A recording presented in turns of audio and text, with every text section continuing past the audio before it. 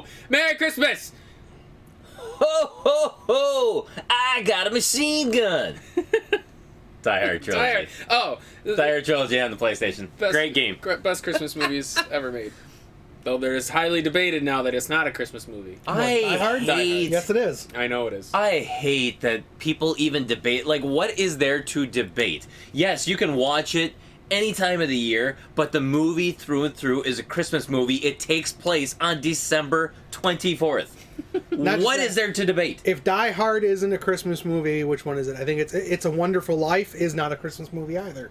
And that's considered one of the all-time Christmas classics. I wouldn't even consider that a Christmas movie. What? It's a Wonderful Life. Why?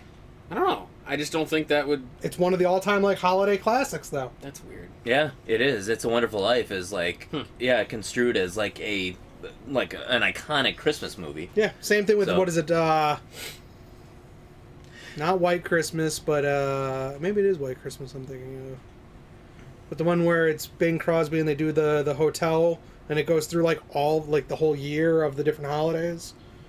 I thought that was no, it might not be White Christmas.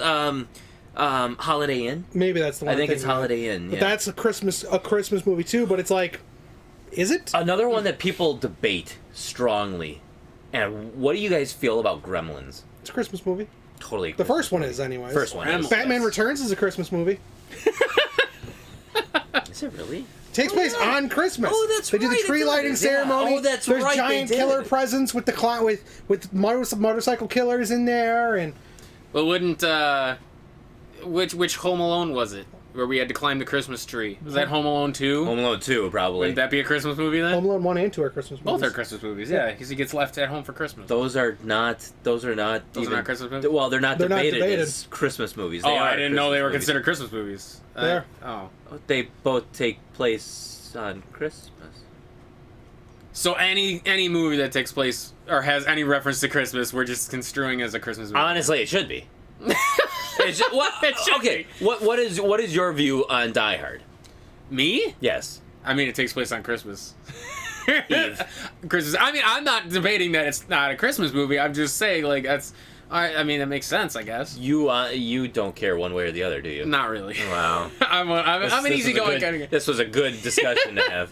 I'm very open-minded when it comes to certain things. Most things, I would say, roll off. I mean, I couldn't care one way or the other. I'm just saying there are very few things that I'll debate heavily about. Sure. You know what I mean? Yeah. Like something that'll really ruffle my feathers. Oh, by the way, we're back at the Power Trip Gaming Powercast! Welcome back to Power Trip Gaming Powercast. That's right, it's our Christmas holiday episode.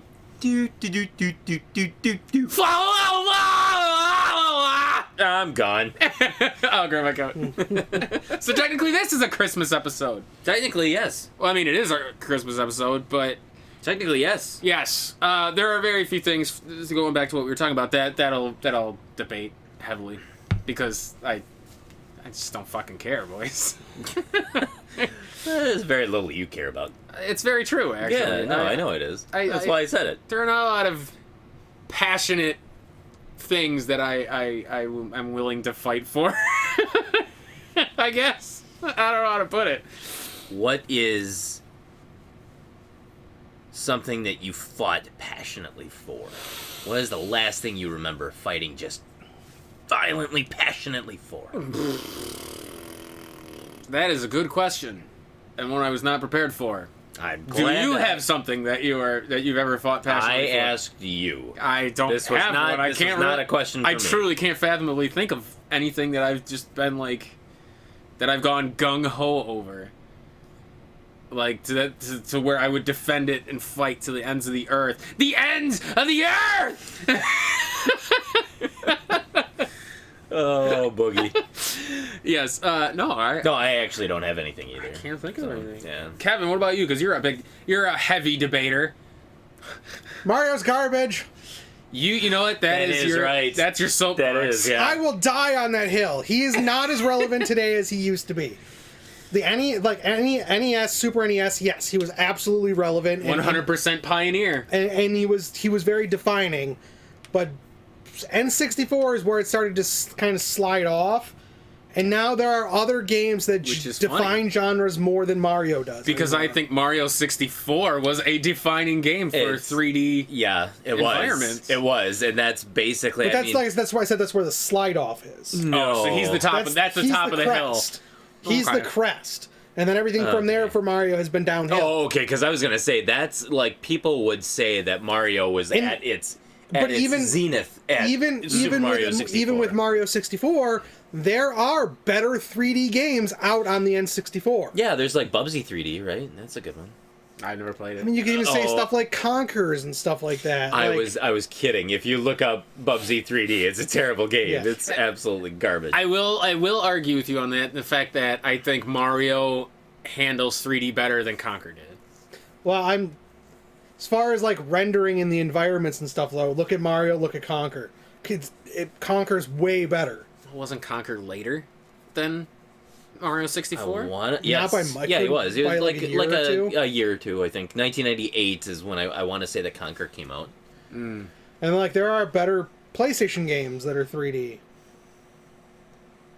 Oof, that's a hard argument right there because a lot of 3D PlayStation games are just trash. Well, so are the 60 and 64 games. That's very true. They're hollow true. games that they're Wow. like they Conker's Bad Fur Day, 2001. was it 2001? 5 Wow. years. Okay, so it better 5 have years. looked I didn't realize after. I didn't realize it was that long after. 5 years Yeah. after Mario 64. Yeah. Wow. Wow. Okay. Yeah. That. All right, so that better have looked better. Yeah. Yeah. But like, yeah, I'm kind of shocked. I could have swore they were closer together, but That's okay. That happens to me yeah. all the time where I think games are closer than they actually are yeah. time-wise, but But yeah, there are better things that define the genres nowadays.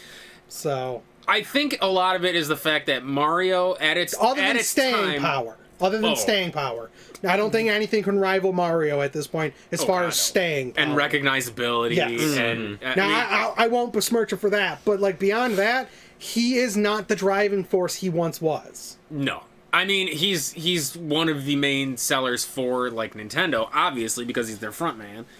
And I would say that Mario is still one of honestly, the most recognizable I'd honestly video say game that the icons. Pokemon games are more of a selling force than Mario at this point. I would almost say Zelda is too. Now that I think about it, the reason I bought the Switch was for Breath of the Wild. Yeah, but look at the value of Pokemon games. Well, yeah, but that's because I feel like the fan base was like Pokemon started on the Game Boy. Game Boy had like over 100 million systems in circulation, and a lot of people bought Pokemon when it came out. But that's what I mean though. Like Pokemon is far more of a driving force in the gaming industry than Mario is. Not to mention in merchandising. As far as sales, but as far as the merchandising goes, I mean, Mario is so recognizable. so is that- Pokemon. You can show people Pikachu and they're going to recognize Pikachu. I think they are almost hand in hand now. Yeah. It might be. Even I think Link would be just under those two. Mm-hmm. I mean, Nah, that's there's Zelda. that's that there Zelda. Is that Zordle? And poor, Donkey Kong. and poor Metroid. Samus, aka Metroid. Rest in peace, Samus. Yeah. God, That's sad. I remember Metroid 2, the remake of Return of Samus, and it's like it was a fantastic game, and it sold less than 500,000 copies. Was that as much? Was that as big of a? Well, how did the Lords of Shadow games do when they? Because that was technically like a resurgence of Castlevania. Because what did you have before that? Was Castlevania fucking Judgment for the Wii? Well, and Yeah. was the what is last it? Castlevania What game is the before Harmony that? of Dissonance and Before Well, it it's went, because well, they stayed with the 2D exploration Metroidvania style. Yeah. It And was then the Symphony clones. Lords of Shadow actually like reinvigorated, but it also like reimagined it as well too, Yeah. how it played. it was its own new timeline. Yeah. So. But I mean, how did those do relative to like Sales wise, Yeah, Like- to like Samus Returns. The Better. I think honestly, Did they do better? I think they did better. At least the first one did. the first two, I would say, because the one that was They on the didn't do- 3DS, the Mirror. Mirror of of Fate, Fate, did really well. Because that was back to it was technically It's a back side to 2D. sort of. It was the Ish. 2.5. Yeah, So interesting. That's now 2 is where from what I hear, because I never got to play through it. I never did either. I have it, I think, maybe. I remember people saying that Lords of Shadow 2 was more of like a Metal Gear, like espionage kind of. You didn't actually like fight shit really. All I know is it took place in more of modern times, and you were Dracula or whatever. Which I thought was kind of a cool concept. But there was a lot more sneaking and doing shit. So as opposed to, I don't know. Yeah, I want to say I watched you try the demo for it, or I did. I don't really remember. One of us tried the demo for it, and we were like, "What the fuck is this?" It wasn't the same thing. Like, yeah. Well, while Paul is looking up that, yes, fighting passionately about things. Christmas episode. This is gonna have a lot of different topics. We're gonna end with Christmas stuff, but speaking of dying on hills, how do you guys feel about like conspiracy theories?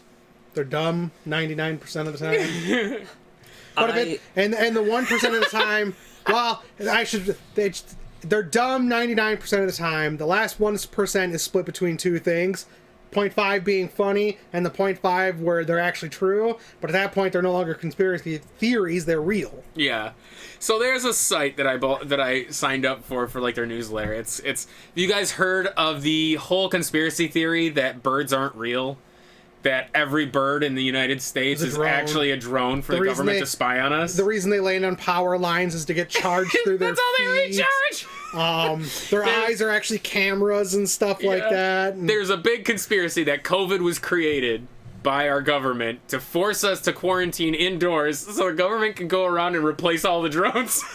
All the birds!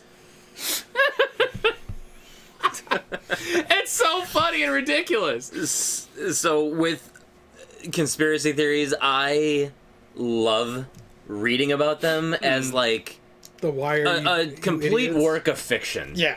I do not put any credence or lend any kind of support to most conspiracies. I just love reading them because it's like it's funny. And I think that some of the things that people connect, I'm like, that's impressive that you were able to connect like this and that and stuff, and it actually makes sense. But for the most part, like birds that like birds aren't real, they're actually just drones of the government, like that's stupid. It's like fan theories in games. Yeah, like exactly. the whole Cloud's dead and Majora's Mask. Squall, that's what I meant.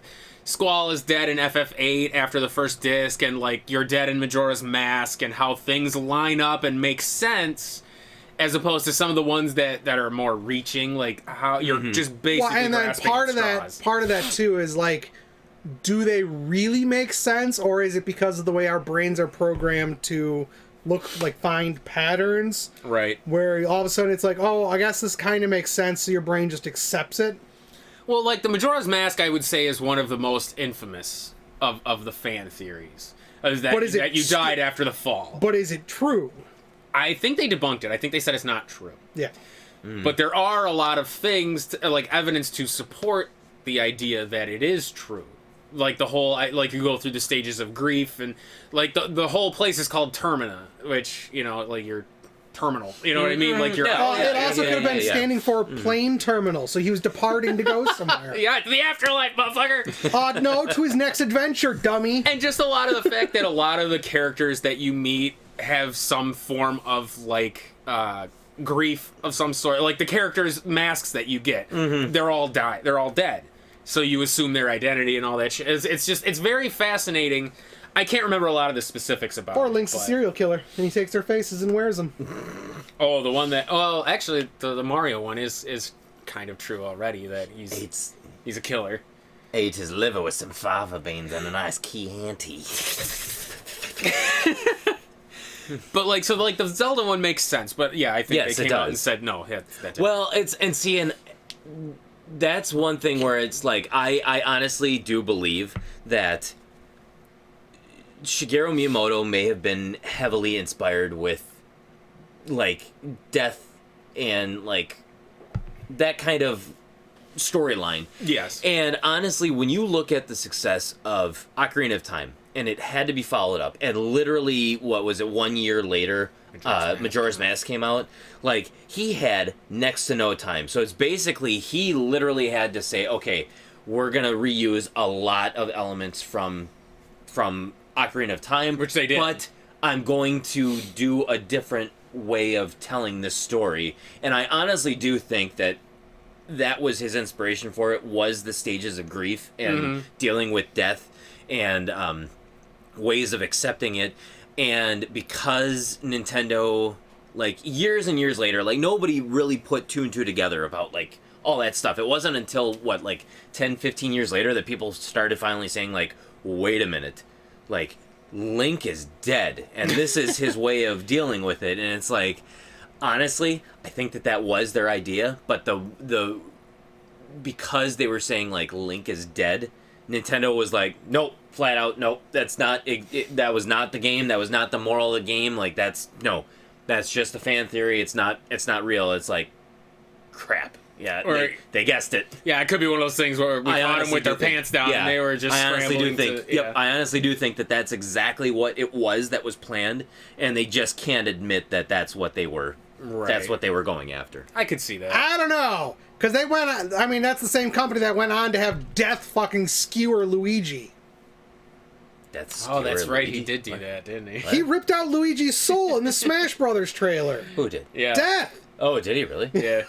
Oh, as in Castlevania Death. Oh, poor Luigi. So, like, Nintendo's not afraid of, like, touching that stuff, so that's why I don't... Yeah, but with Luigi, it's more funny.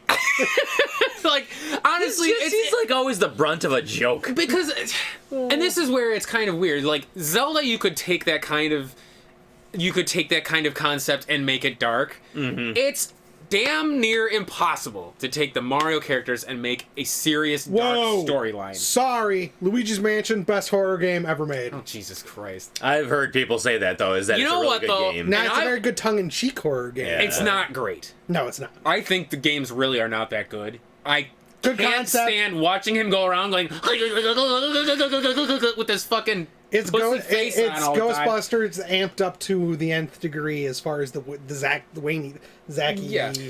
Although Nintendo, Nintendo did prove though that they could do a fantastic horror game. What? Eternal Darkness. Yeah. That's true. That was straight up But Nintendo. that's not a Mario game. No, it's not a Mario game. That's what I'm saying. You couldn't take Mario and make a seriously toned I don't game think they and that's the thing. I don't think they want to. No. I don't think they want to point it in that direction, because then, I mean, that's the same reason why. Have you ever heard of the story of Nintendo Power Volume 2 that had the picture of Simon Belmont holding the decapitated head of Dracula? Yeah. Which, for all intents and purposes, like, it's an accurate representation of the game, because you have to collect the pieces of Dracula, including his head. Dracula burns up. Whatever. But what I'm saying is, it's an accurate representation, but kids saw that and they had nightmares, and so Nintendo had to play damage control because of that. Do you really think that they are going to turn some of their most beloved IPs, like Zelda, like Mario, and put this negative, deathly spin on it and not have some kind of brushback from it? But look at a good chunk of, like, the Pokemon. You ever read the like Ghost your Pokedex Pokemon. Entries? They're really dark. Like, Ghost Pokemon, Drifblim, kidnaps little kids. Yeah, carries them off into oblivion or whatever. Yonmask is the dead. That's their face. Yeah, they steal faces. Cubone, where's the skull of its dead mother? Yeah, which means each Cubone can only ever have one child. Right. But then again, dead Cloyster is actually Ghastly. It's the spirit of Cloyster. Well, you have just this latest one, Corsola, becomes a ghost and its shell breaks and it's dead inside and the ghost inhabits it. Like it's so I mean, and those are cute as fuck. Like Pokemon, no matter, you really can't make a fucking sinister looking Pokemon. I'm sorry, but like they're cute. So you could do a serious. True. Yeah, but have you seen Mr. Mime's evolution? Mr. Rhyme. That dude's creepy. The mustache, everything. X and Y, they really started to develop the whole idea of the Pokemon War. And that there was this great war that completely just destroyed like the masses of the population. But because of how poorly it was received, because I think X and Y not very high up in a lot of people's ideas for the Pokemon series. It was the release of the fairy type And I think, honestly, that's It the messed only with the thing meta. people really... Yeah, I think that was the only thing people really recognized it for. Honestly, I But- liked X and Y. I did too. I thought it I had did too. the The best... best. But Yeah. that was have they you're even right. mentioned the war since then, or have they ever mentioned any of those things? It was, well, They dove deep into that with X and Y, and X and Y is I don't even think X and Y has gotten a remake. Like games Well, like no. Well, no, because it like Sun and Moon came after that. That got Ultra Sun and Ultra Moon. those aren't remakes though. It doesn't fucking It got matter. continuation. Those It are got sequels. it got continuation. It got toppers. Why didn't X and Y get a topper? X and Y was... I think we had talked about this in our Pokemon. It's the only set that never got a topper of any sort. There's was probably X a and Y. reason why for that, because that was where they really tried to spell out the lore of Pokemon, and they painted it in a very negative light, because it was a war-torn environment that Yeah. it's like, oh no, we're not going back to this ever again. Ever again. But yeah, that's true. Yeah, I don't think we ever deep dove into like the whole idea of the toppers. Hey, they're stupid to begin with. They've been doing toppers Some of from them the okay. very fucking beginning, though. Pokemon Yellow was a topper. Yeah, but No. even that, like, It was a different take on the same story. Then what was it? Pokemon Crystal? Crystal was the gold and topper? silver. Yeah. You had What was Diamond? Emerald. Emerald For- was for Diamond and Ruby and Sapphire. Yep. Diamond and Pearl was platinum. Ah, right. yeah, and for the most part, the toppers have always been stupid. Black and white was black and white I mean, too. and then Ultra Sun, Ultra Moon, which are dumb. They're X just and dumb. Y. You could have easily have done like Z. Well, I think they were supposed There to was, setting up yeah. for Zygarde. Yeah, there was was plans for a third one. Yeah. But I almost wonder if that's when they started Sun and Moon. I think Shortly I after think what they happened is expanded. they rather than make just a topper, they decided to make brand new games like from the assets they started. It's very weird that that's where they would stop doing Why? the toppers though. The first time they mentioned the Pokemon War is in Red.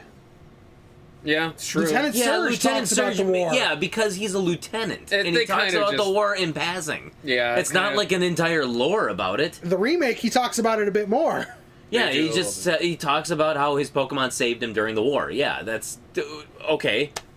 And But, then, and then But, like, what? But yeah, it's one of those Nothing. things- See, exactly. Thank you for making my point. I appreciate So they it. mentioned it there. I'm outta here, folks. They mention it here. Those are the only two games in the franchise that mention it. Right. Because So they it's realized not- they couldn't really do So it. your whole "it's a one-off" is wrong. No, it is not a no, one-off. it's not. It's not a one-off. X and Y was not a They one-off. just do it every couple of generations to make it spaced out. No. It is no. kind of weird that that's the only gen without a topper of any sort. I is just, kinda honestly, fascinating, actually. well, there you go. Sword and There's your Shield don't have a conspiracy. topper. Huh? Sword and Shield don't have a topper. Not yet. That's No. because they've been doing DLC. Yeah, but they will not get a third game. Well, of course not. They have DLC now. This was back in a time before DLC was really DLC even a was thing. possible on the 3DS. It, There were it some- wasn't prevalent. It wasn't prevalent. It wasn't prevalent, no. but it was a possibility already. I don't think they would have done it on the 3DS. of any How much sort. are the DLC packs? I think it's a season pass for For like- $30 Yeah, for something like two. The two. Yeah, get- what is it? Isle of Iron and, And So the is there? Art So Tundra- is the there? Crown Do of you Tundra. get both of them, or is Yeah. it To get 30 both, bucks? it's For, 30. oh, okay. Okay. yeah. And from what I hear, they're almost Yeah. the size of the base game. I mean, that's. I hear they're very good. basically- Yeah. I didn't buy them, I haven't gotten them yet either. and but I hear they're eventually- very, very good. But anyway, the whole idea of conspiracies, going back to our original point, I'm going to read you some of these emails that I get from this birds aren't real thing. So I just want your opinions because they're really fucking funny. So the first one I got was around October. It was about bats. So you say, if birds aren't real, what about bats, right? The answer is simpler than you think. It all goes back to where bats were first seen and documented by humans in the first place. The first bat sighting was in 1941, when a man in the U.S. spotted one at his farm. The first bat sighting was 1941. What's interesting is that the first Batman comic strip was released in 1939. The first Batman, yep. The U.S. government took inspiration from the Batman comic to make a night surveillance drone. In 1941, they were able to make a drone. After CIA officials read the first Batman comic, it gave them an idea to create an entirely new quote-unquote animal inspired directly from the comic. This drone would be black, camouflaged against the night sky, ideal for night surveillance. It's so funny. So there's one Oh god. there's one small flaw. Dracula. Well, no. There's one small flaw in that belief. if Batman inspired Bat surveillance drones? surveillance drones, or inspired the creation of bats, Yes. what was the inspiration for Batman? Where did he come from? Made it up. Whole cloth, just brand new idea. Oh, I Duh. see. It He was never... clearly just Dracula with pointy Oh, ears. so he's... Okay, so he saw a bat that was basically he was thinking in terms of the future, the government... I can't. It's... Oh, just go to the next one. it's That one makes stupid. my Yeah, head that hurt one's too much. stupid. That one's stupid. I can't. So this one is Thanksgiving. All right. God. So tonight you'll be seated at a dinner table with a drone right in front of you. But much more is going on here than simple celebration. Turkey is made up of synthetic meat, like all bird meat. But bird truthers knew this already. The real question is, why do we celebrate this holiday in the first place?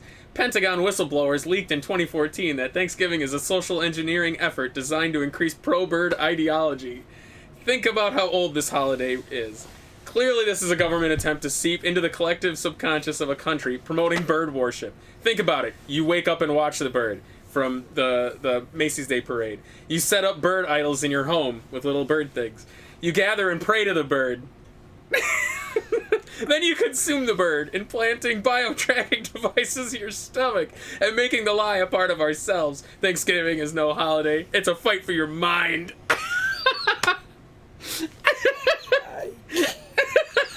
It's so fucking funny, dude. I can't!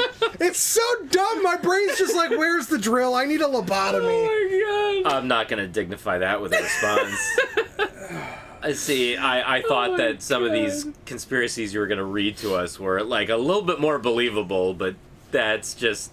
Oh, That's God. terrible. That is terrible. Oh man. And then this one, obviously the Christmas one, because this is Christmas. It says, remember the 12 days of Christmas? We'd like you to do something. Picture a partridge in your head right now. You can't. Yet for some reason you are aware it's a bird. Why is this? Has the government brainwashed you so much that you know something is a bird without even knowing what it looks like? Have you ever seen a partridge out in public or in real life? The fact is, no one has ever actually experienced a partridge in real life. Ask your family, ask your friends, no one has ever seen one. The deep state has us singing a song every year which includes a bird that no one has ever seen. This is a classic example of a mass brainwashing effort. A country singing a lie in unison, accepting it blindly without question. Don't be fooled this year. Don't trust the partridge in a pear tree. There you go. Partridge in a pear tree. These fucking things make me laugh every fucking time. So, if the government is trying to make us blindly believe in a partridge Yes. that doesn't actually exist, why would they not be going after us with something bigger than just a bird? A made-up bird that nobody has ever seen Because before. birds Or drones. are inconspicuous. You don't really notice them. You hear them tweet. You see them flying, but you don't really pay much mind to a bird. You know what I mean? Birds are one of those things. They're in the background. When they say that Depends on the kind of bird. Because if I see owls or like birds of prey, I always look at them. I'm actually going Oh, yeah. going back to the Thanksgiving one. Okay, turkeys. Yes. When they say that turkeys are mainly synthetic meat, Yes, what does that mean? fake meat, How is it fake meat? It's tofurkey. man-made meat. The They turkey can is... make man-made meat. Yeah, we can Yes. grow meat in the lab now. Oh, Yeah, seriously? Yeah. Yeah. That's what synthetic means, is artificial. Oh, Or so, it's tofu. so wait, so Yeah. the Like- turkeys that you get are not real turkey. According to them, that's the conspiracy. So they make a skeleton out of fake bones or just bones they steal from something else, put a bunch of fake meat and skin on it, and sell them. Make a turkey, quote unquote. It's like Frankenstein. But Yeah. wait though, you're... Hold on. You're really thinking about Hold on, no, you're fucking with me though. Like, what? you go to the grocery store, Yes. and there's a turkey, Yeah. like a frozen turkey. Yeah. Yep. That's not real. No. No. Are you saying that as part of the fucking Paul, conspiracy? Birds aren't real. You're saying that's part of the conspiracy. Yeah. That's Thank part of the God. conspiracy. Birds aren't real. Thank That's God. the Okay, conspiracy. I see. No bird in the I U.S. see. He is wasn't real. grasping it. He at was first. I'm not grasping that at all. It was Okay. part of a movement I want to call, or a conspiracy called, what was it called? Wet the Nation, I think, where the government wiped out all birds in the U.S. and replaced them with these quote-unquote bird drones. Yeah. Yeah. But they started that in the 40s, though. Something. Yeah. I mean, why would they have why would they have started with bats, but then changed it to birds? Because you can't have bats flying during the day. A bat flying around during the day is sick. Oh, that's right. Birds do fly around during the day. If you see a bat during the day, it likely has rabies or some sort of disease. Yeah. That's not true for all species, though. There are some that do. Bats mostly are, yeah. That's mostly true with most nocturnal things. Possums, they say if you see them during the day, there might be raccoons. Well, raccoons do what they do. Possums. Little trash pandas. Possums don't give a shit. They're the angry little meth heads of the neighborhood.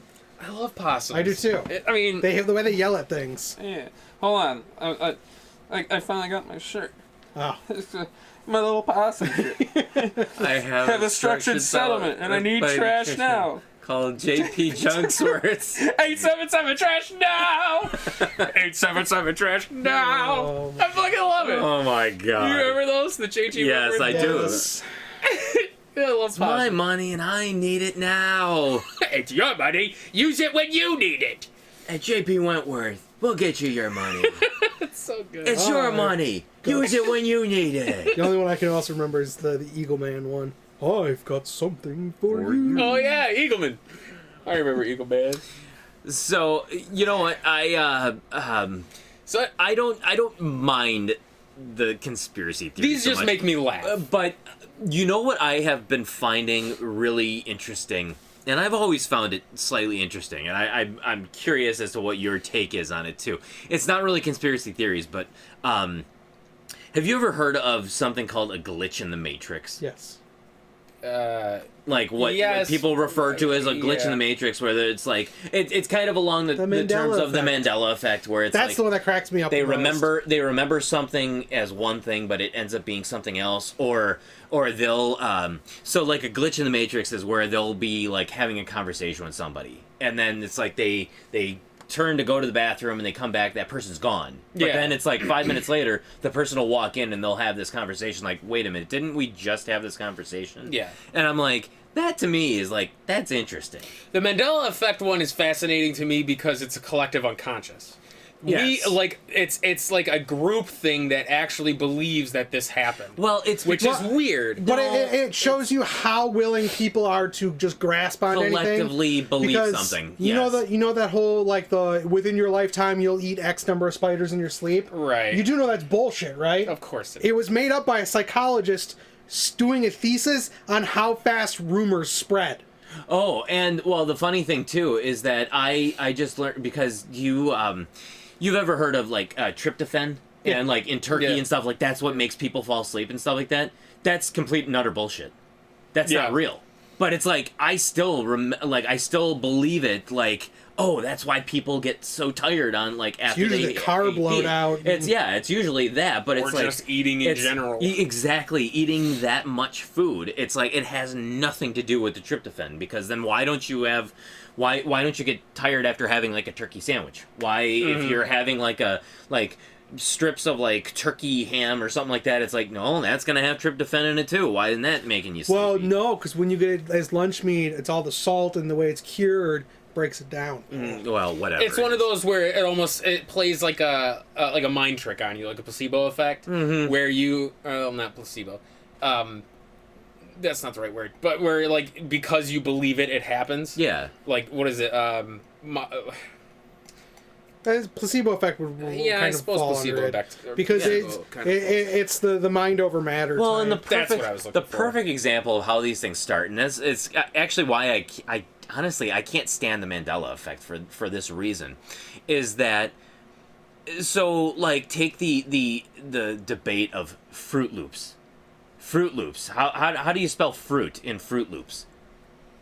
Honestly, it's one of those things that I haven't really thought about in so long that So you're just either going to could say be right. So you're just going to say always- Fruit. I always thought it was two O's because it usually did the O's. You're right. with the Fruit Loop. You're right. It's two. Yeah, they Yeah. spell it Fruit Loops. well, It's it's the other good one is yeah. Looney Tunes. Yeah, Looney Tunes. TUNES. right. That one I always remember. But people always associated. They stopped paying attention to it. They always associated Looney Tunes with cartoons. TOON.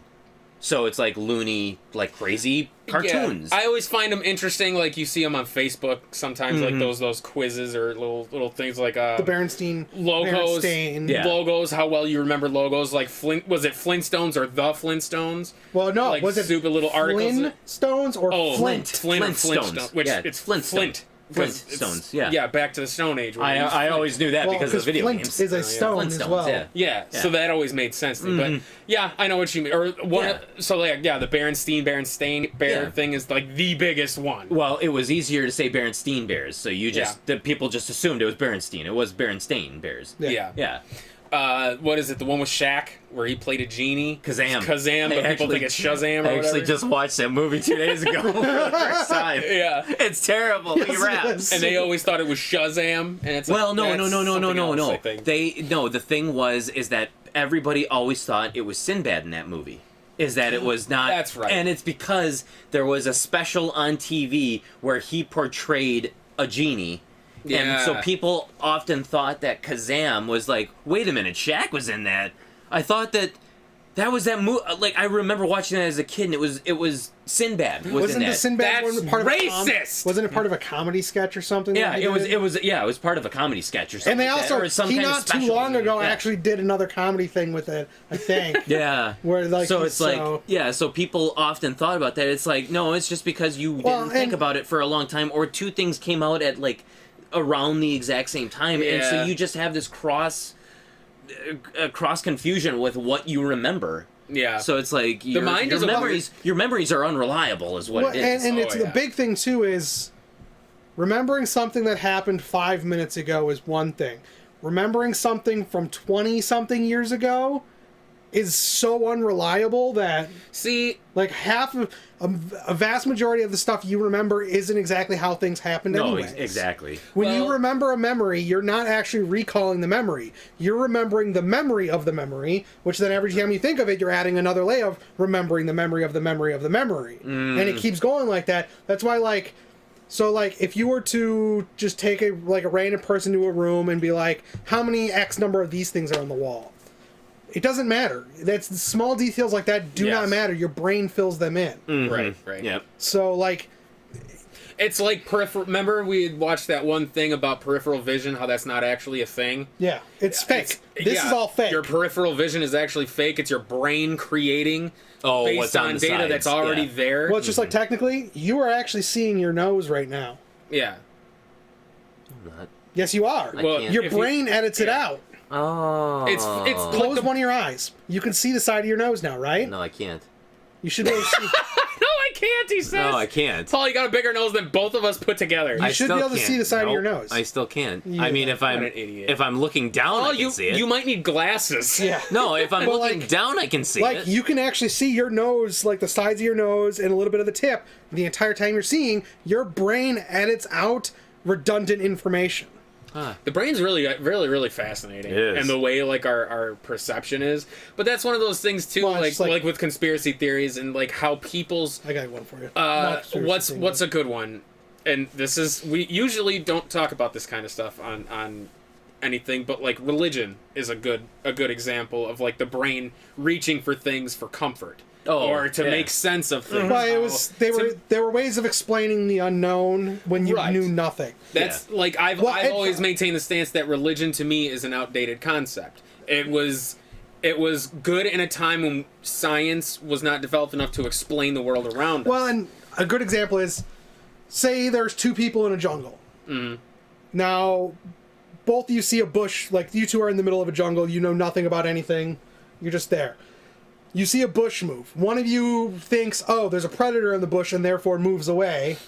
The other person says, oh, whatever, it's just the bush moving for whatever reason. The wind. Something like that, and doesn't, and they're the one that dies. Well, the person that more often that left, well, now they, that's a part of their memory is, oh, there was a predator in the bush, move away. Mm-hmm. So, as the populations continue down, the people who thought there was a predator, even if there wasn't a predator, were more likely to procreate. That actually got ingrained into our survival instincts. Fear. Yeah, well, yeah, and then another one is part of our brain is developed where like I could hide a snake in this room, and even if it wasn't moving, if you saw it, your brain would instantly recognize it, and your eyes would lock onto it without you even thinking of doing it. I do that with like spiders and centipedes Because it's a natural predator for part of our, like, what I want to say, it's either lower primate or like the reptile part of our brain, where like, well, reptile part of quote our brain, unquote. yeah, Yeah. but like it was a survival instinct. Those that saw those and bred, it was ingrained into the next generations to keep doing this sort of stuff. That must explain why I can be in a room and not see it, but the second I see it and then lose track of it, I leave that room. Because I know it's in there somewhere, I can't see it, and that makes me uncomfortable. Yep. Huh. That's very interesting, actually. Yeah. Yeah. And that's why a lot of people like fear. I remember we talked about this in our Haunting of Wisconsin episode when we talked about survival horror and how fear is actually a survival instinct. Yep. It's good to be afraid of some things because that's how you survive. Like spiders for me, I'm afraid of spiders, not by I've been called names for being afraid of spiders, and I'm like, to be honest, I can't look at it and know which one's poisonous or not. I'm just going to assume they all are. I don't like any of them. They are creepy, they're small, and They're invading my space. I'm afraid of things that are that tiny that can kill me.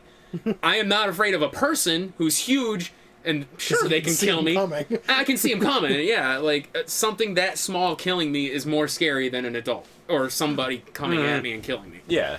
Yeah, but It's crazy. yeah, that's why like conspiracy theories fascinate me a little bit.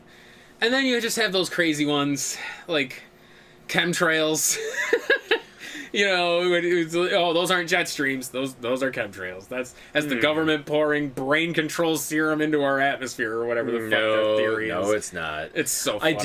I do enjoy the conspiracy theory about how we've never landed on the moon. Is that it was at a time where what's his name, Stanley Kubrick, he had just done 2001 Space Odyssey. He wooed the government because of how he was able to portray it, and so they're like, okay, we really need to get to the moon, but I don't think that we can do it on our own. We need this as kind of a placeholder to say that America has done it first. And so it's funny because I lie in between. Like, do I believe that we landed on the moon? I'm not 100% certain that we did. Do I believe that we faked the moon landing? No. I don't think that we faked the moon landing because it's like, okay, so it's like I feel like there are things to support each claim. Right. Where it's like, did we land on the moon? If we did, how come we've never been back there? We have. Huh? We have. We've been back there like a handful of times, but where have we been like the last 30, 40 years? You know why we don't go back? Why? There's cost. fucking nothing there. Well, and Well, there's and nothing cost. You're wasting resources to do nothing. Oh, that sounds like most government things. there. Yeah, I Kevin. was gonna say, aren't we they- waste money on don't they life. want to? like, Don't they to want a- to say that they want to fucking start like taking over the moon and like inhabiting it? The and moon's stuff? a worthless one. Getting to another planet is more Mars, valuable because there's things like- resources. But you would Yeah. think that with the technology, like, I mean, you could get to the moon, like, you know, No. we Well, can. there's that. This is part of the reason why like companies like SpaceX and stuff are popping up now because governments don't have the resources to keep trying, and the failure, like Which I the find cost unbelievable. of failing is actually more often than not human life. That's true. I mean, look at How many times the one that does a exploded. space shuttle have to explode before we go? Yeah, we're just not worth. It's not worth it yet. Yeah, But maybe. I but- almost don't believe that either. In the fact that we don't have the resources or the thing because Like, we made it. we if, did it if in we the did go to the 60s. moon We did it in the 60s. with technology lesser than our cell phones. Yeah, when they're right saying now. that certain things like, I mean, like duct tape was like used on like the shuttles and stuff like that. Like, wait, what? Yeah. Duct tape? Really? The PlayStation That's what Velcro 5 is probably more technologically advanced than Yeah. the computers Back- that made it like up in to the the moon. 70s, yeah. In the Yeah. 70s, a computer was the entire size of a room Yeah. Nowadays, your computer Well, actually- can fit in the palm of your hand. Yeah. Like, I It's mean, fascinating. The calculations for the moon stuff was actually done by hand. By hand. yeah, it's like, Well, late- what was that movie the late- that they did about it? I It was can't like remember that the group ladies- of black women. I can't remember her name, but she was a mathematician. She did the Yeah. entire thing by hand, and then they used a computer afterwards to check her work and verified that she was right. you know, It was very right, yeah. fascinating. So I find it hard to believe that with technology, like we couldn't go back, get better pictures to say like, Yeah. okay, like, yep, this is a human on the moon. Like, okay, why aren't we doing Still fake. well, CG. But what I'm saying though is like it would be so easy to do it. So it's like, okay, how could we have done this in the '60s, but yet we're not doing it in the 2020s or I find it 2010s? harder to believe we can't go farther.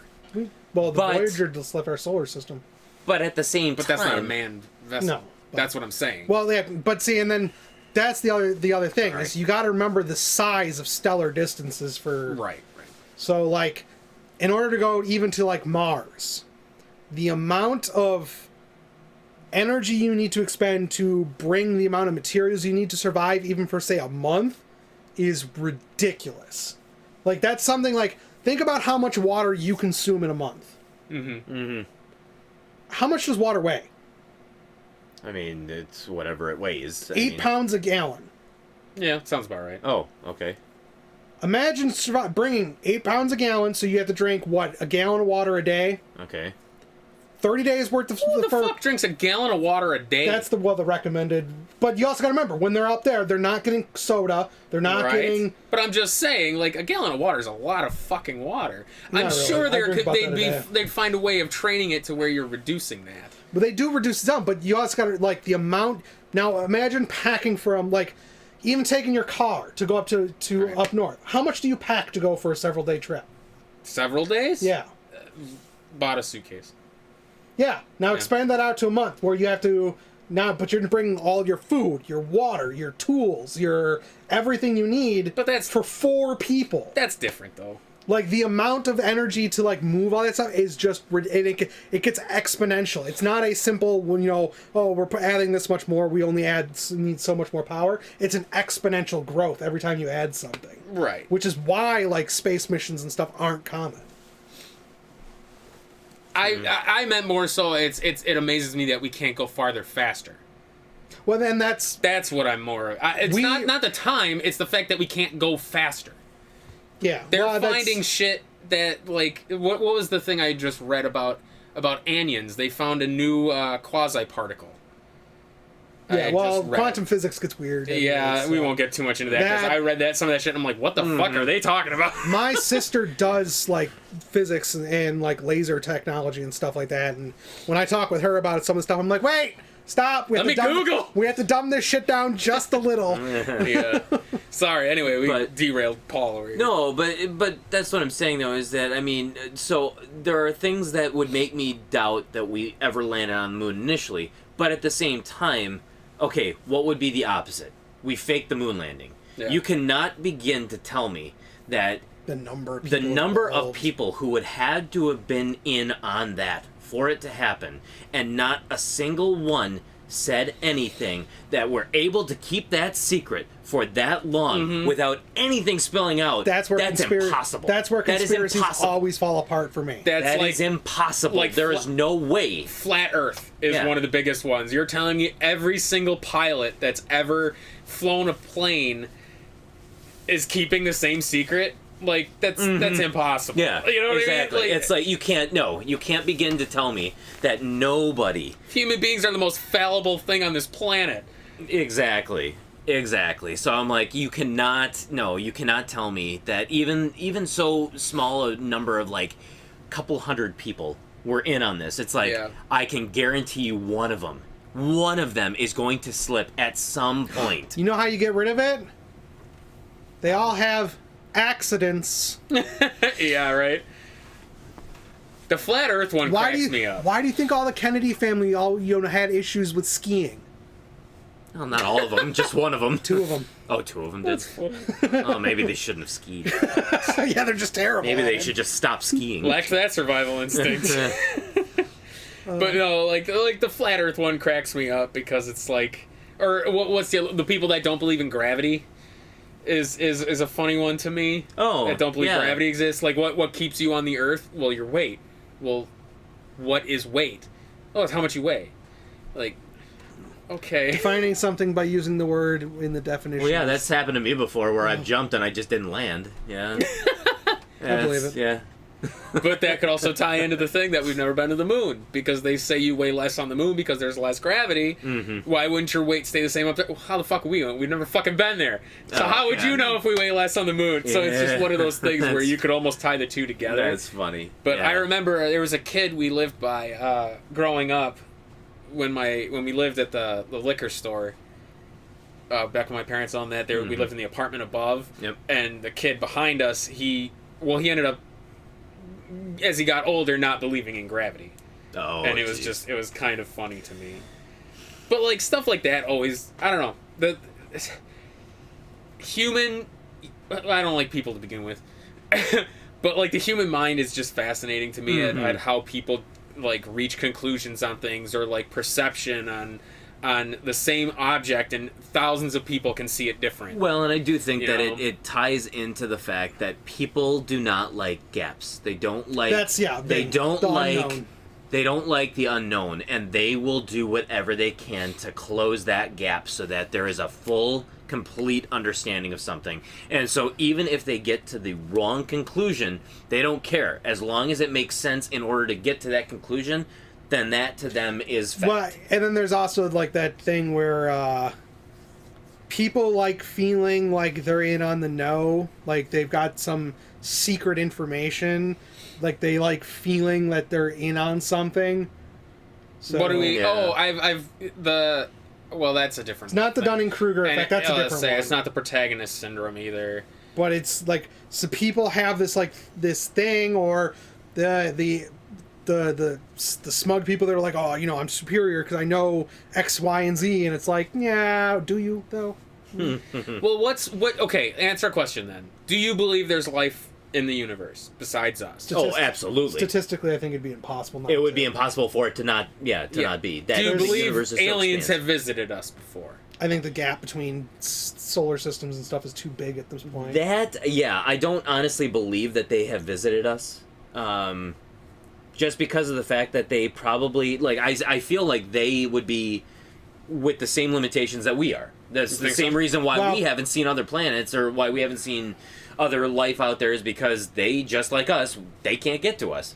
That's assuming we've all started at the same point. That is Well, true. that's the farther That is out you true, go. Yeah, they would technically older civilization. There's the other Well, problem. wouldn't where it be the farther? Well, it the depends. farther out, yeah, the older the civilization would be. Well, that would depend on your definition of the center of the universe, which for us would be us. There is Well, the no. center of the When the universe farther- is That's the sun. problem, right there. Is you're already thinking of it wrong. There is no center to Yeah, the I was universe. just about to say, there is no center. So that By there saying was that no there's- singularity point. No, but by saying that there's the way space time expanded, there is no center. No. Oh, okay. In order for there to be... Center is measured from our perspective because Right. we, That's us. That's us because like so for like our solar system, we measured from the sun. Our galaxy we measured from the black hole that's in the middle, but all of space time itself, because we don't know if there is an edge. Right. Well, that's There- that's what I mean. In order for there to be a center, You would have need to to know assume the that outer there's limit either before you can say there's there's a either a center. box or there's a sphere that's like that has a finite amount of space. Yeah, and then so, you like, find you the center can't- from there. There is and- no center. And if space time is still gradually expanding, and there is no edge, it means that there is literally no center. Any which way you measure it, you would be the center. I thought that was the point of the Big Bang, was everything started from a center mass and expands outward. Hence why the Big Crunch is the end of the universe. Because essentially mass becomes so massive that the universe can't sustain itself and it No. collapses back into the singularity and blows up again. No, well, what is it? Heat death will happen long before the crunch will ever happen. I suppose that's true. Heat death is when the universe, all energy in the universe is basically expanded out to where molecules and everything just stop moving. Like all matter would basically just be spread out the perfect amount to where nothing happens anymore. As Does to it- whether or not the crunch will happen, it's still completely hypothetical. This is a weird podcast. Yeah, it's kind of weird. But yeah, like okay, because the tendency of heat's to heat up everything around it, and if you can't, then it just dissipates. Yeah, well, and Yes, there's okay. the whole thing is, well, I'm trying to think of how to phrase this because it's a concept I don't quite get, but if you add up the sum total of energy in the universe, it is 0. Because for like, so our sun is burning off energy, and that's adding energy to the universe. Well, but then you have stuff like the black holes that are absorbing and removing mass and energy and stuff like that. Theoretically, so everything, when you balance the equations out, it equals 0. Right. The balance in the Force! Oh my god. No, it's the Matrix, ones and zeros. Yeah. The aliens, though, like, there are people that believe aliens have visited us because of technology, where how are we all of a sudden making these leaps from literally nothing, when we're not that... I mean, you really look at people, we're not that fucking smart. Wow. People are probably the dumbest thing on this A planet. person can be smart. Right. People are dumb, panicky animals. Oh, we're terrible. We're the worst species on this planet. That's why. God, yeah, I'm trying to remember what that's from. A person is smart, but people are dumb. Yeah. Yeah. Yeah. I believe that. Yeah. It's from Men in Black. Tommy Lee Jones to Will Smith. Oh, yeah, When yeah. they're on the Oh my god, I Mandela affected myself! Yeah. When they're on the park bench and he's talking before he recruits him. Animals, and you know it. Yeah. Yeah. Yeah, Um, okay. But yeah, it's also like, so the other potential is that yes, there have been other alien life, but they've killed themselves off in war. Mm-hmm. They've just died from the amount of time in between us, or like something catastrophic happened with their universe. I mean, with their solar system, black hole, whatever.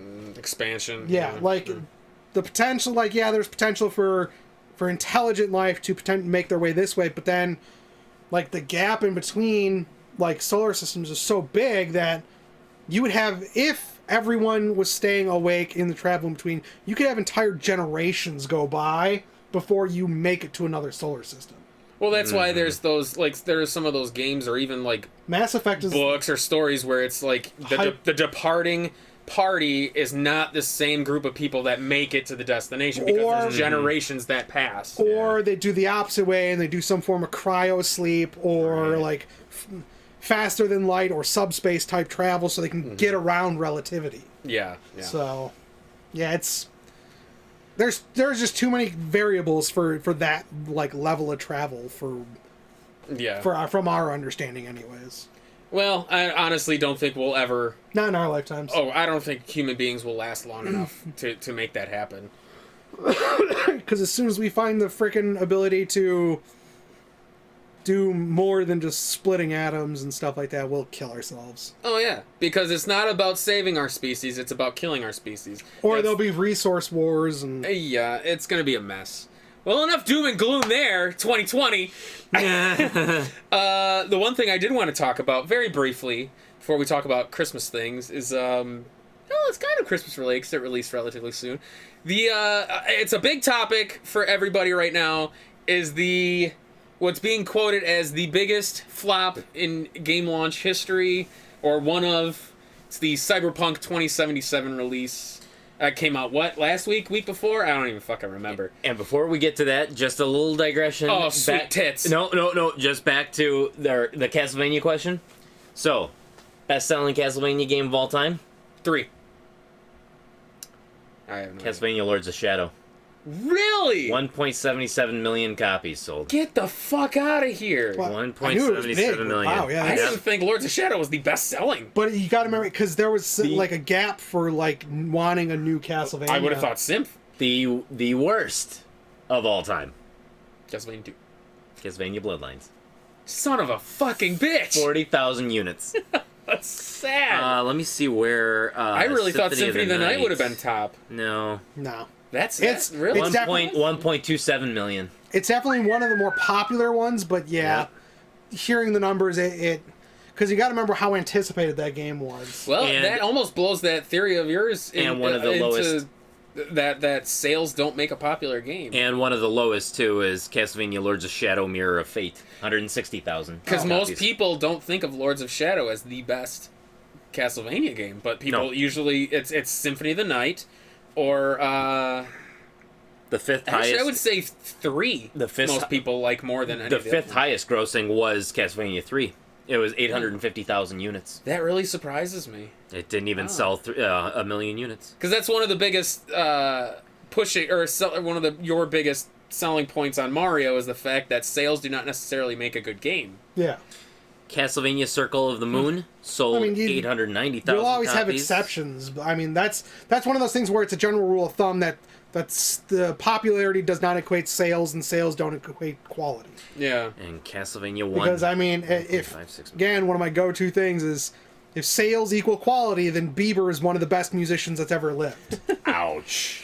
And Fortnite Sorry, be the look at best his game sales ever numbers. created. Yeah, so like, Yeah. that's why you can't So- go based on like sales numbers and stuff. It's But anyways, Yeah. now we can get back into the whole Cyberpunk Wow. 2077 fiasco. I'm still reeling from Castlevania over here. Holy shit. I know, your Bloodlines is the Bloodlines. lowest selling of all time. That makes me. Well, neither was your Castlevania 4, so I ain't saying shit about that. What do you mean?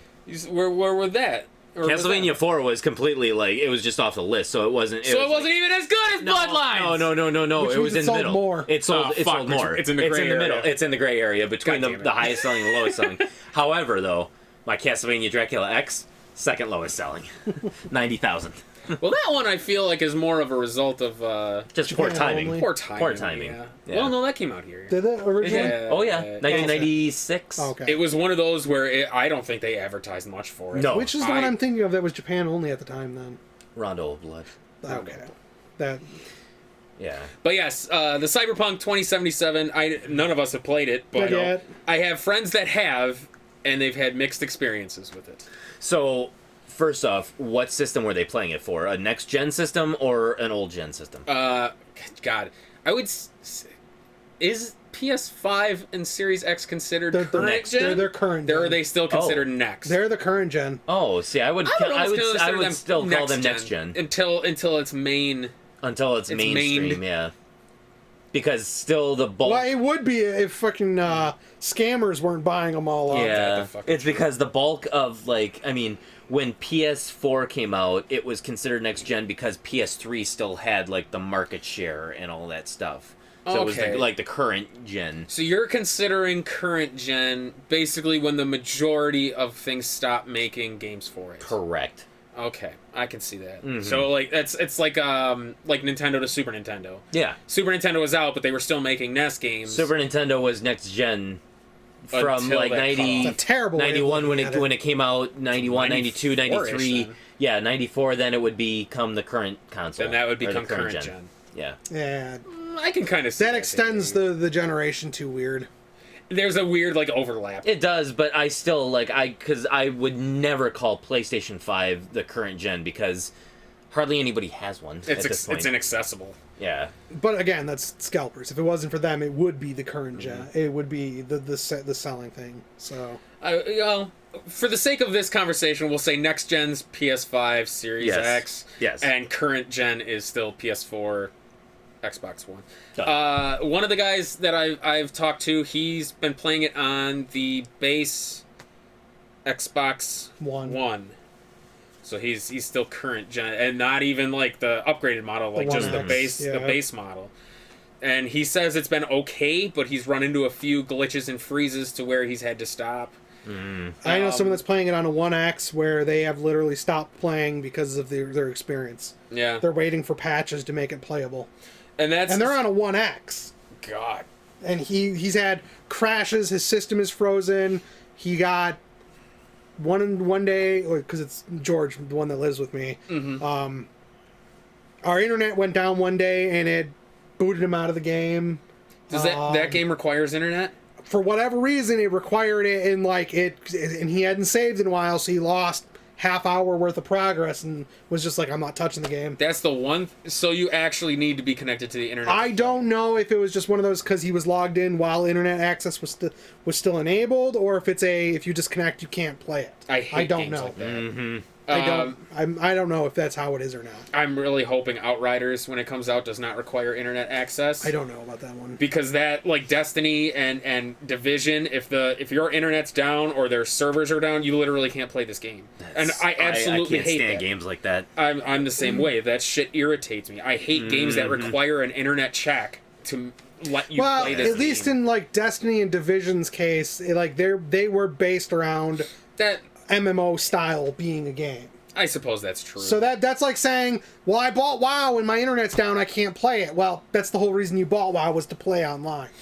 I suppose now, so. in the case of games like Diablo 3 is where it's bullshit. Yeah. Where it always required you, on the PC version, you are required to be connected to their servers. Which is irritating, because a lot of people I know play solo.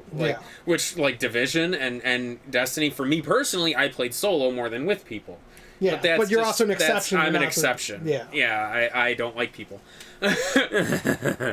But yeah, so I've heard that so many glitches with people's penises popping out, fucking just people glitching through walls, people, like, checkpoints not going, like, just so many bugs, so many crashes. A couple of people walked through a building that wasn't there, and then the building materialized, and they were frozen in the middle of a wall. Like, so much so that PlayStation actually pulled it from the store. Yeah, because it's that bad. Really? And they're issuing refunds to the people who bought it. Oh my god! Xbox is doing refunds now as well, but they haven't pulled it from the store. So that, like, this is being. They're even doing, if a store won't do a return on a physical copy of the game, which Best Buy is doing returns on physical copies. That should tell you something. If Best Buy is willing to do physical copy returns. Now, my question is your return full price? Yes. Okay, so it's not like GameStop where they're going to give you $5 for it. Well, GameStop is giving you the full price back as well. That makes sense. If you can't get a refund through a store, CD Projekt Red has an email where if you can validate it with a receipt, they'll give you a full refund. That's actually pretty good damage control for that. But my question is, Kevin, if you had this and you were experiencing these issues, what would you have done? Would you wait for the patches? The whole reason I haven't started playing it is because I do not want to... I already figured it was going to be a kind of a mess because cross-gen games like this always are. I don't give a fuck what anyone says. Games that span two console types like this, because of that difference in power, always have problems. So I didn't want to play it on consoles, period, from the get-go. Especially since the developer is catering to one system over another. And if they, like, let's say the CD Projekt Red developed this game for PS4, or... That's what they started development on. I thought this was tailored for the better console. No, which this game So, pre-production for this game started in 2012. Well, that doesn't surprise me. They started developing the game somewhere between 2014 and 2016 for the base models of PS4 and Xbox. Which is crazy That's because sad. if they started it for the current gen systems, and it can't run on current gen, then you think that the current gen systems would be the ones that would be in prime shape to have received this game. The next gens, they didn't get dev kits for the PS5 and stuff until a year and a half ago or something like that. Why would you have such a bad thing with it then?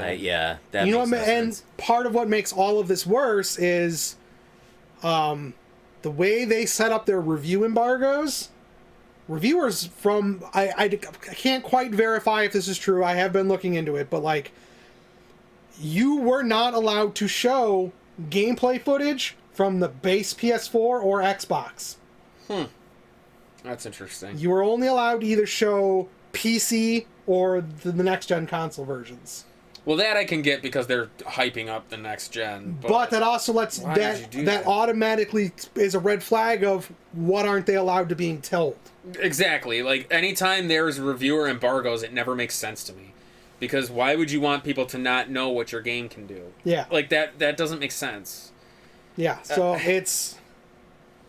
But it's one of those things, like, just listening to this buzz about the game, it just brings back so many memories of, like, No Man's Sky, where people just had skewed expectations of what the game was supposed to be Yeah. versus what it came out to be, or like Fable, where Molyneux essentially just flat out lied about what you could do. Molyneux said you could do everything in there, Yeah. and you couldn't do anything. Yeah. Overambitious, some would say. Yeah, he was definitely overambitious. Fallout 76 was a big one where the game was a fucking disaster.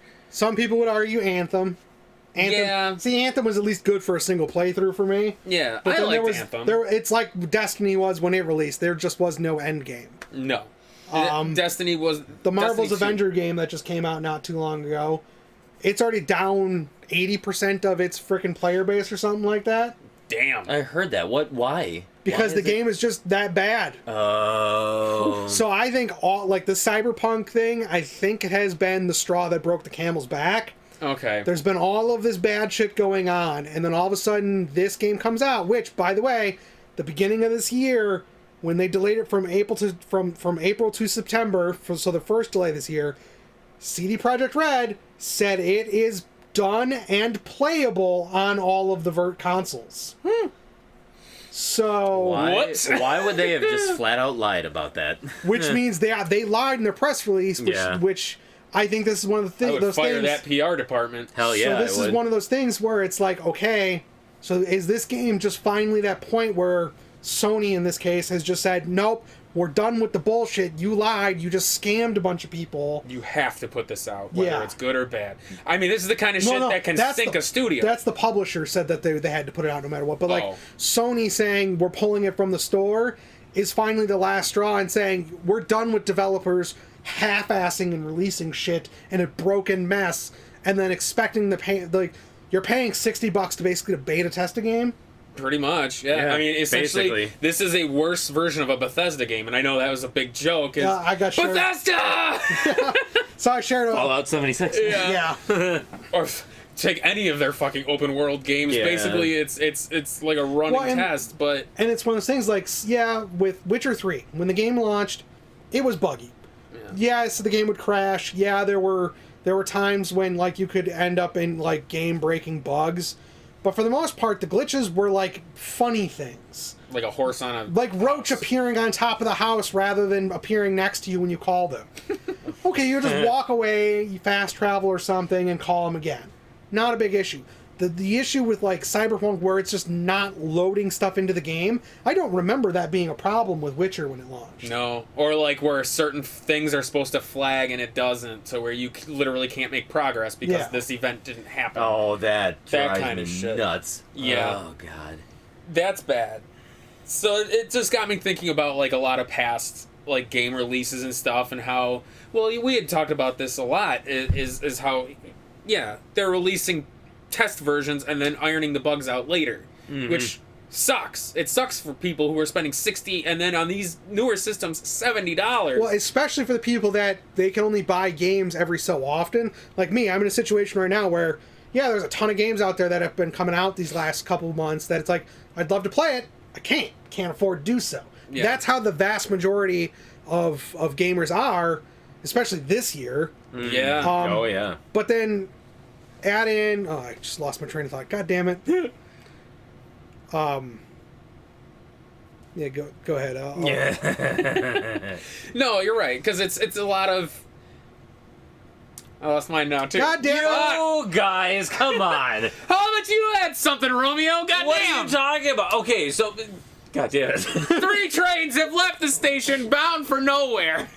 No train left my station. I think the conductor left. No, so it sucks when somebody is basically spending $60 or $70 on a beta when it's that money could have gone towards another game that you would rather have purchased or bought while they worked out the kinks with this game. But now it's nope, you're screwed on both counts. You don't get to play either game.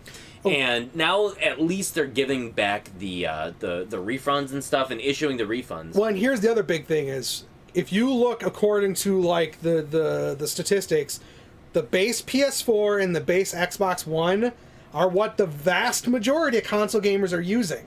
Right. The majority of the fan did not upgrade to the Pro. Because that's current gen. Did not upgrade to the no. I'm talking about you're talking the non So when the non-pro PS4 and versions. Xbox did the upgraded versions, Yeah. a vast majority of the player bases did not upgrade to those versions. Right. So a lot of the people that bought this game are playing it basically on the lowest end potential hardware. Mm-hmm. And it's like, well, you knew that was the highest install base.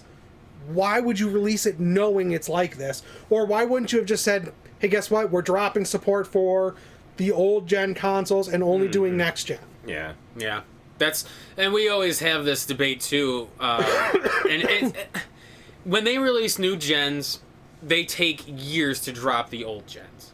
And that's something that kind of irritates me, is like, Destiny was one of them when it started to come out. I bought it for PS4, but there were still people who wanted to play it on PS3. Yeah. Like, you couldn't play together regardless, and it was stupid. Mm-hmm. And it's like, if you're going to do that, or release a new gen, you kind of just need to go all in. Stop releasing for the previous. You know what I mean? Like, it takes them too long to switch gears. Don't split development between the two systems. What you should do is, this game is being developed for next gen. Well, we'll do this other game that's being developed for current. Mm-hmm. And do it that way. So you're not splitting resources and development time trying to basically fix 1,000 different things that could potentially go wrong. Whereas if you say, hey, we're removing these, you just cut out a whole ton of different potential bugs. Yeah. But... Mm-hmm.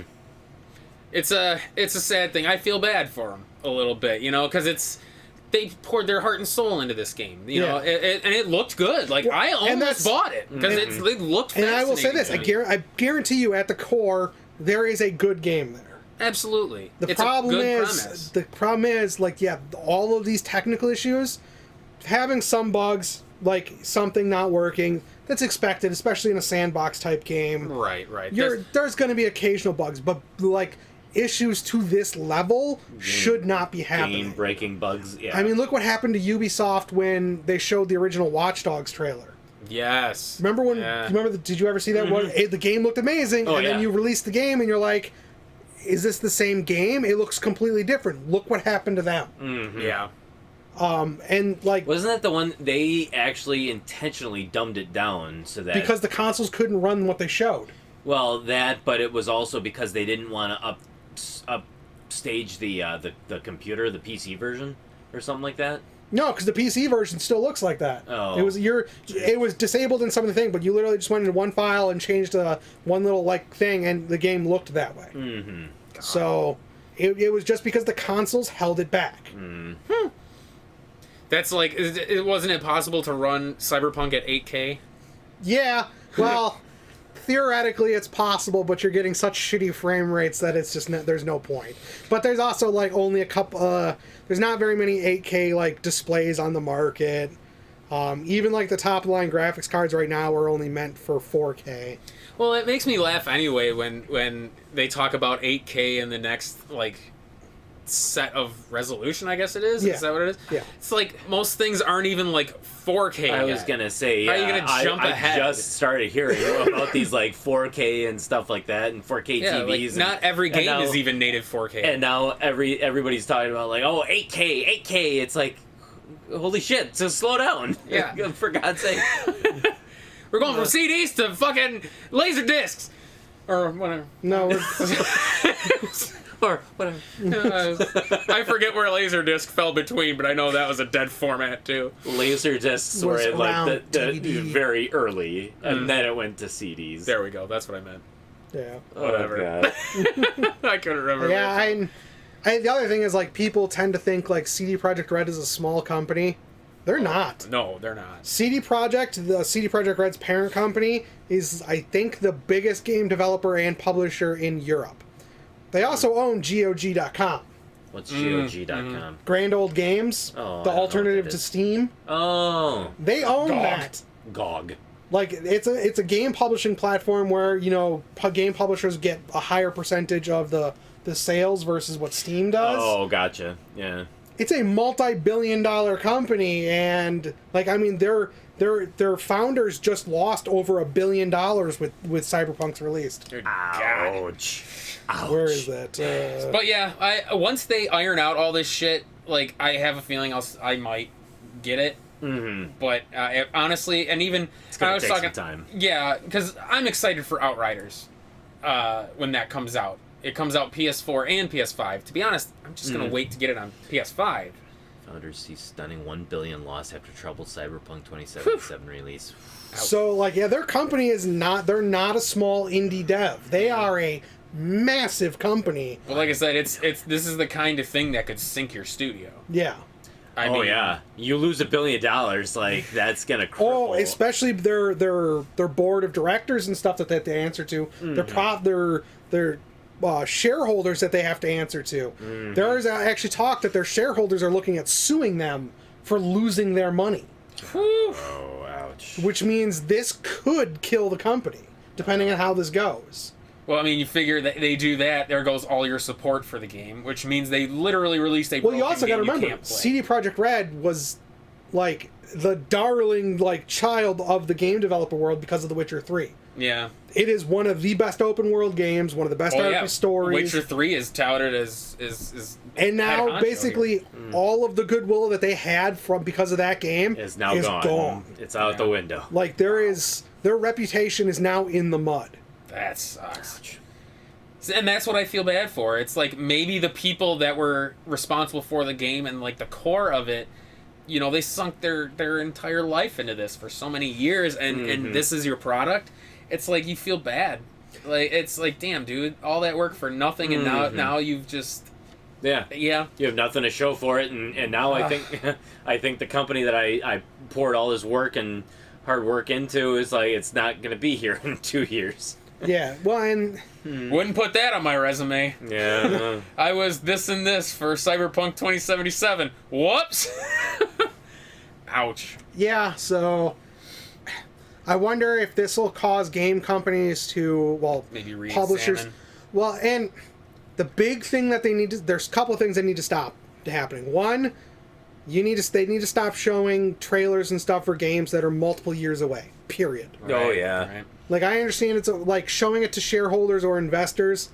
That's something you have to do to get capital to be able to keep developing these games. That's fine. Don't show it to the public. Right. Two, they need to stop setting hard, this is the date it will Street be dates. released by. Like, Cyberpunk already has potential for a lawsuit because of this, because in September, they flat out came and said, there will be no more delays. Then what happened 2 days later? They delayed it. By the way, we're delaying till December.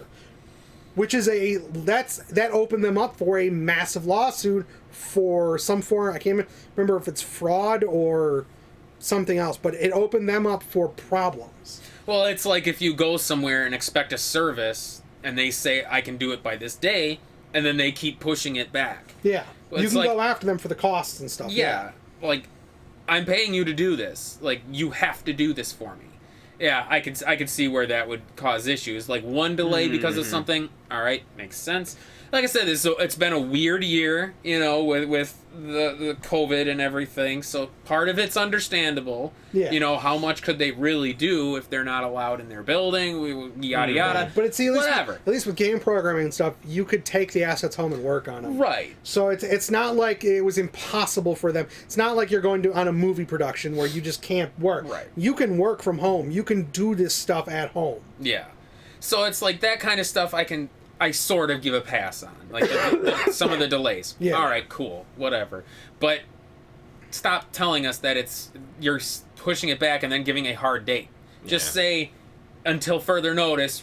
We don't know when this is coming out. Yeah. I mean, and especially talking about games years out, because how long has Metroid Prime 4 been talked about, or Bayonetta 3? Look at Kingdom Hearts. Yeah, Kingdom Hearts 3 Kingdom took Hearts forever. 3 was started talking about it like back on 5 years. PS2. Yeah.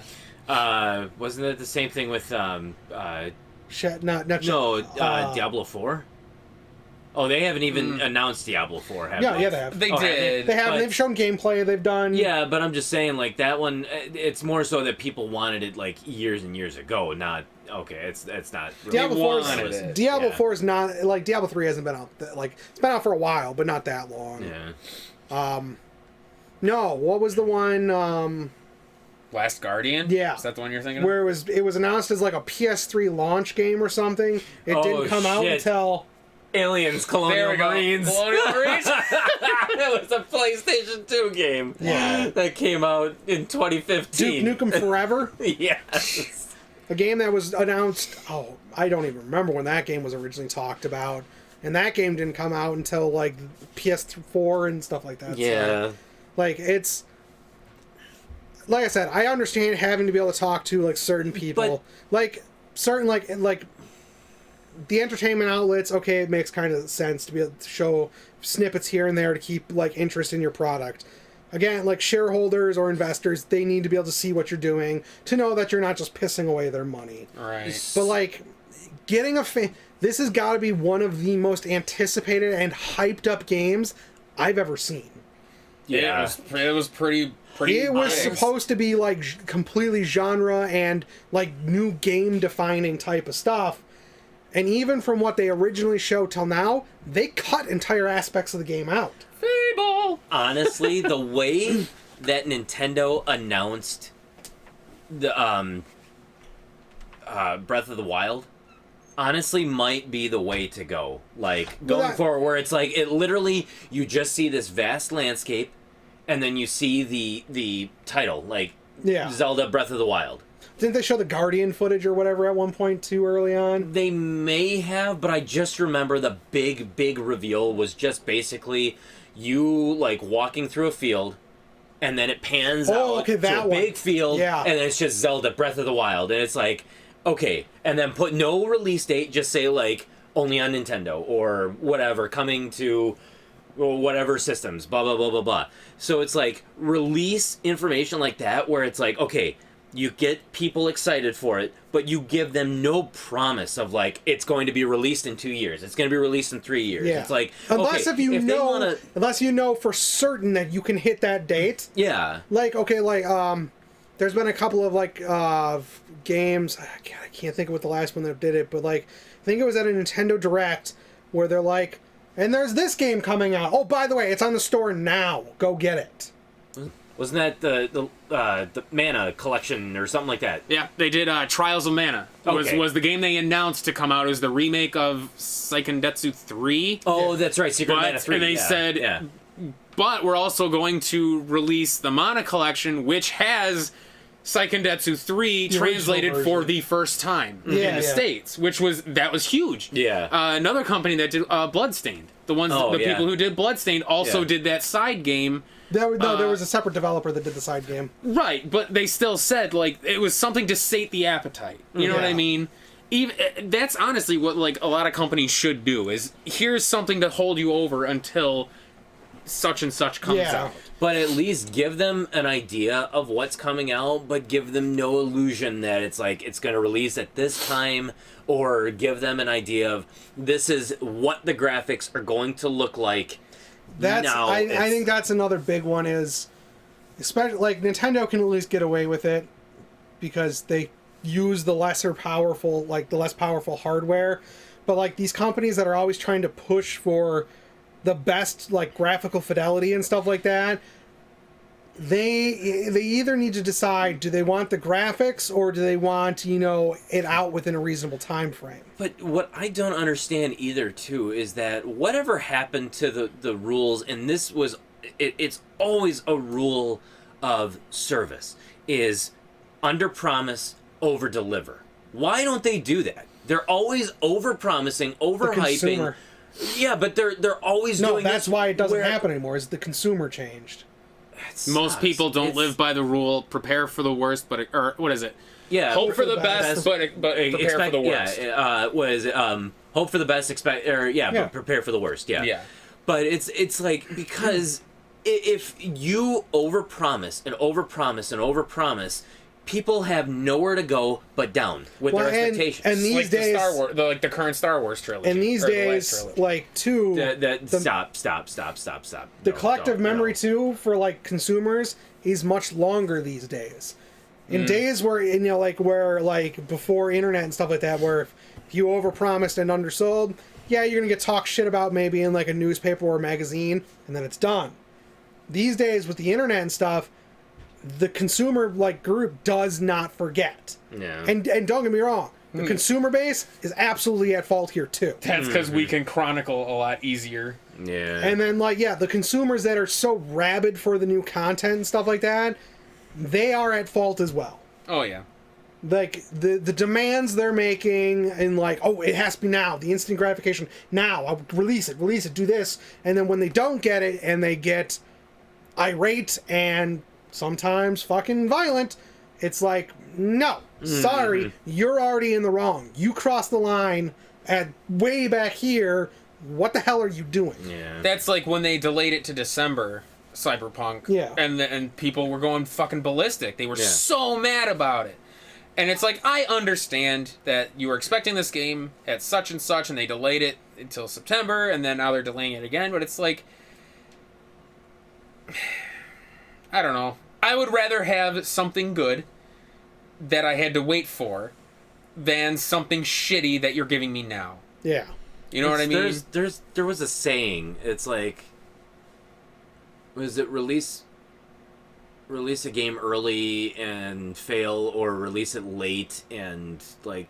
Oh, release a bad game now and it's bad forever. Yes. But then you release a game early and it's bad forever. Release a game late and it still can be good or something like that. Yeah, I can't remember what the exact quote is. But it was someone from it was someone from Nintendo. I think it was Miyamoto, wasn't it? And could have been. Yeah, and I'm like, people have forgotten that. It's like, you know what? It's if you release it now it's going to be bad forever. Like, it doesn't matter what you do to this game. People are only going to remember this moment as what ended up happening. And that's what's going to happen. If you release it later, and people are going to be mad at you because you're pushing it back. Oh, here it is. A delayed game is eventually good. A bad game is bad forever. There you go. And it's Miyamoto. Yeah, of course it is. Of course it's Miyamoto. Because if they had delayed this again, and then it came out and it blew people's minds, people would have forgiven it. They wouldn't have cared. Yeah. That's why when like they delay games now, half the time I talk about, I hype up games that I'm excited for.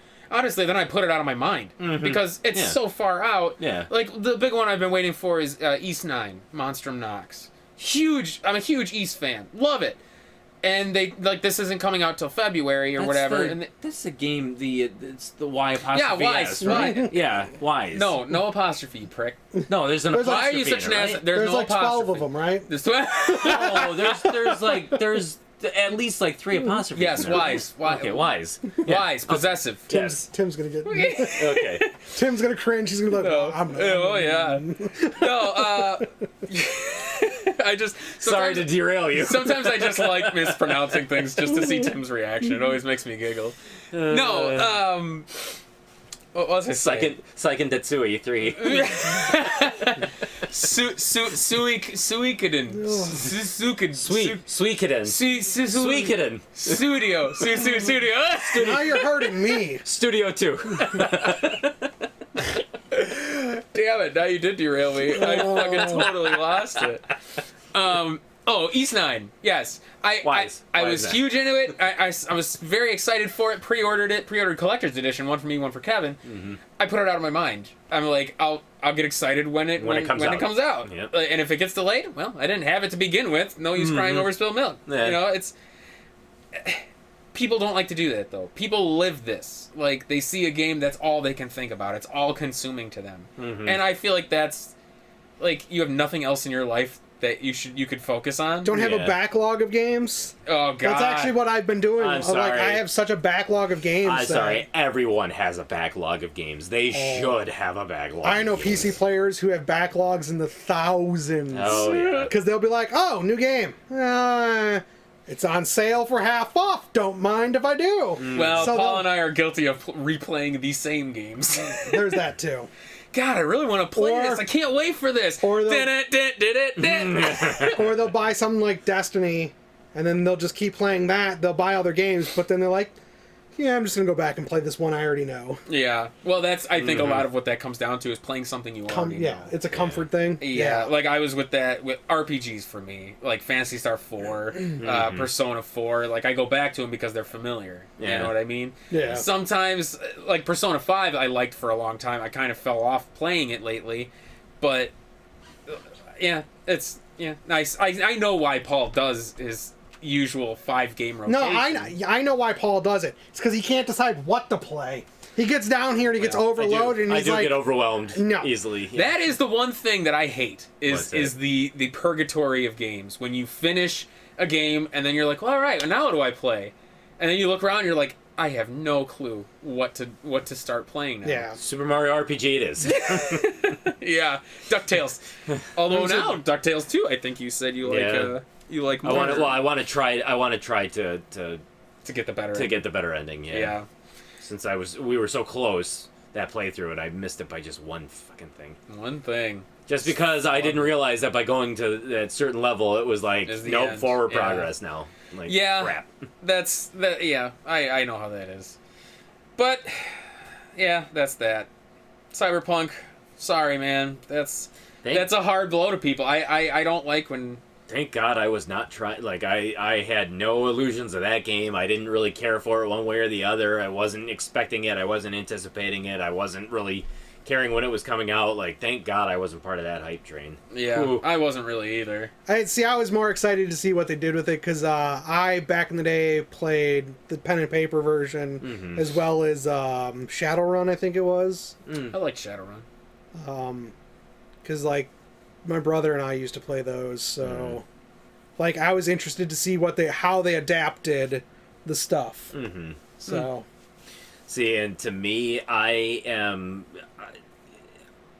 fortunate and unfortunate to be a Silent Hill fan. And so 2014 brought us Silent Hills, Yeah. which Oh my god, I can't believe it's been 6 years. which was dashed and destroyed us, and now there's been rumors of Silent Hill being given a green light and that they're going to be doing a new Silent Hill game.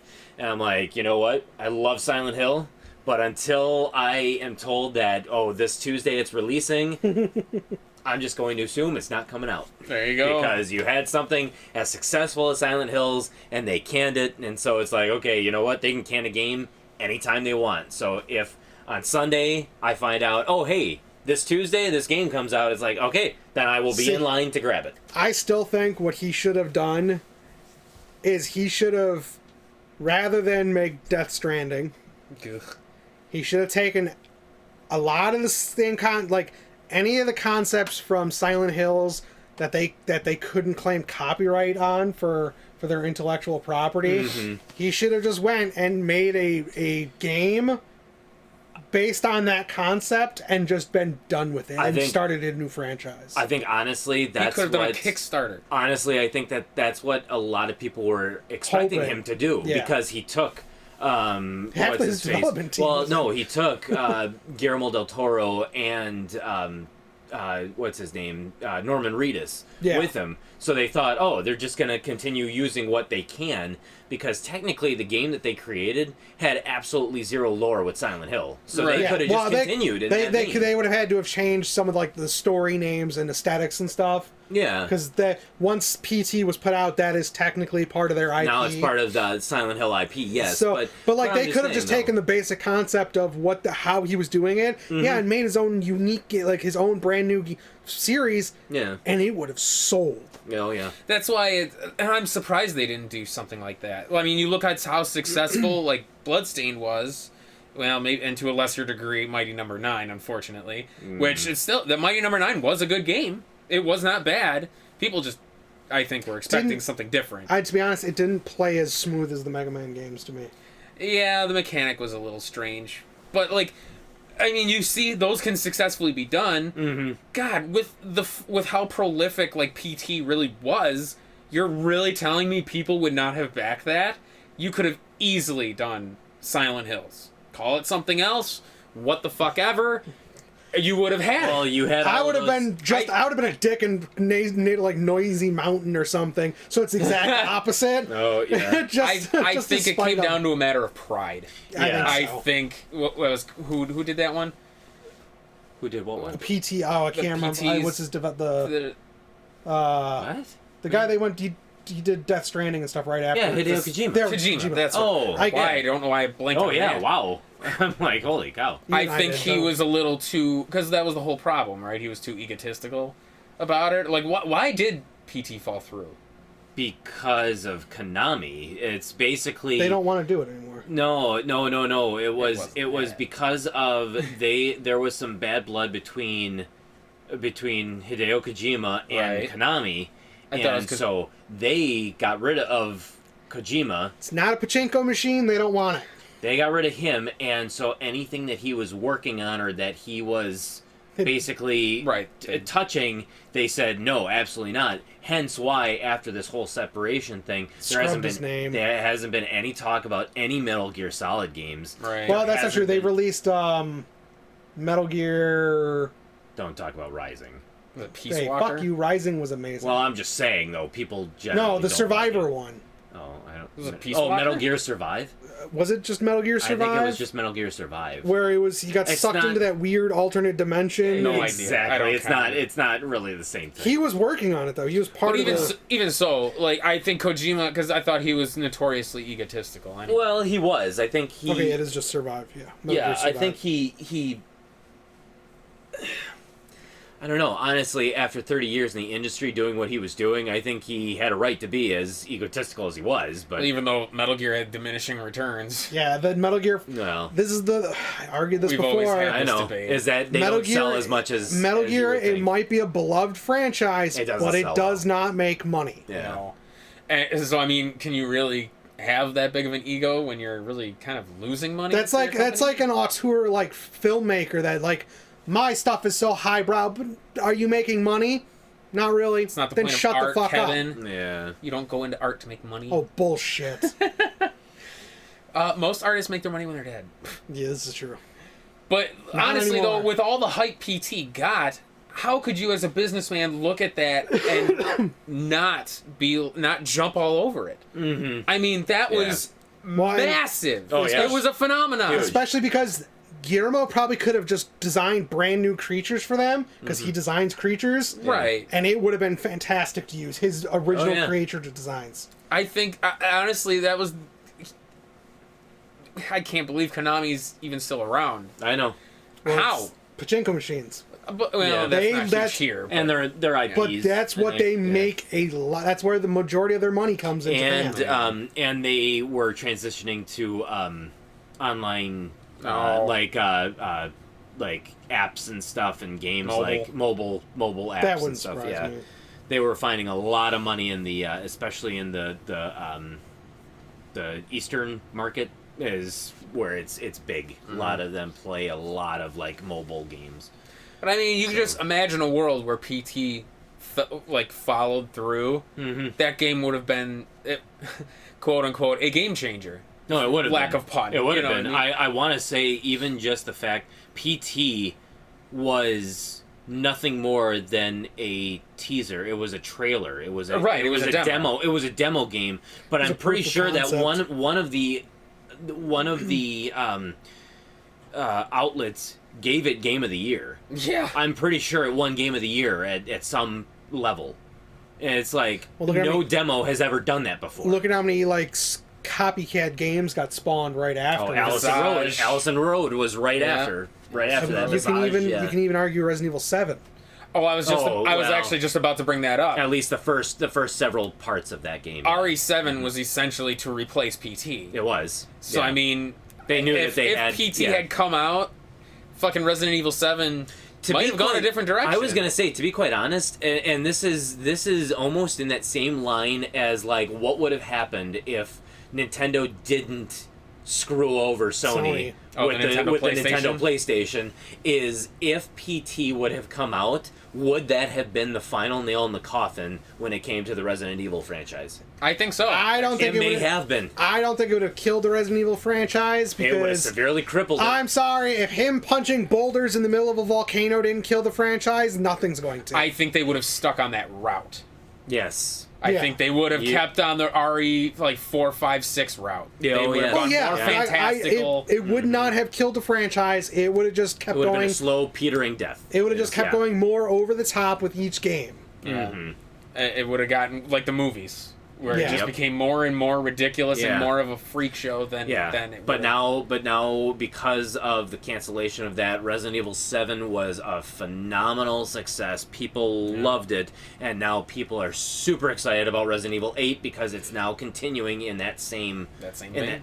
that same vein. It's no longer the action oriented. It's going back to the roots of what survival horror was. I don't know. This 8 looks like it might be blending in some of like the RE4 stuff. Well, they're stuff, too. starting to bring other characters back into the mix too, aren't they? It's still first person, right? I don't know. They've kind of Sorry. they've kind of like been silent on whether it will be fully first person or not. Yeah. Well, it's just the way he said it. I don't know. Stop asking Don't me. yell at me. I didn't know either. Why are you asking me that again for the first time? That was really funny. Fuck you. Oh man, it was just really, it was funny the way he said it. No, yeah, I agree. I love doing those, like what would have happened. I'm Like, bad. Sorry, I couldn't. if the Nintendo Yeah. PlayStation had come out, Yeah. Sega would have died much sooner. Sega would have died sooner. Yeah.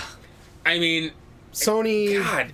Well, actually, how many IPs would have even came about? That's, Well, and that's the thing too is that PlayStation a lot of, had to differentiate itself once Nintendo split PlayStation from would it. never PlayStation would never have been able to differentiate itself Yeah. from Nintendo, so that you're talking like the like Tomb Raider, Yeah. the Crash Bandicoot, do we count Tekken. Crash? I don't.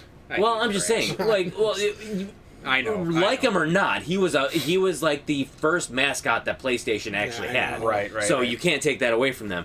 But I mean, like Gran Turismo, that's right, did forget. Tekken series, like I mean, all of these things that are associated with the Sony PlayStation and with originating from the PlayStation, Nintendo would have had the bigger hand in that. So I Yeah. mean, they would have been a juggernaut with their IPs. I don't think the Xbox would have succeeded.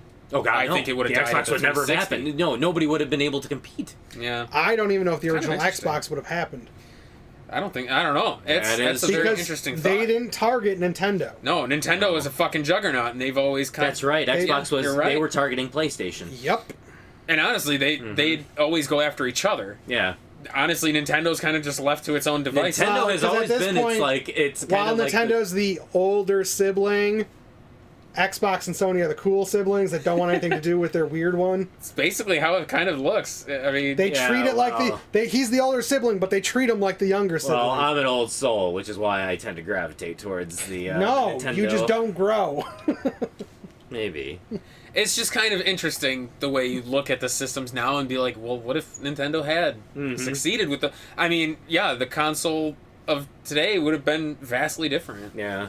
Yeah. So, in and of itself, people often say, like, oh, God, why did Nintendo, like, they backed out of the glad PlayStation they thing, did. and they went with Philips to do the CDI. It's like, you know what, though? History will now go on to say, like, thank you, Nintendo, for doing that, because it would have been a lot less interesting if you hadn't done that. Yeah, I So think Kevin it's- might be right. I don't think Xbox would have even come No. about.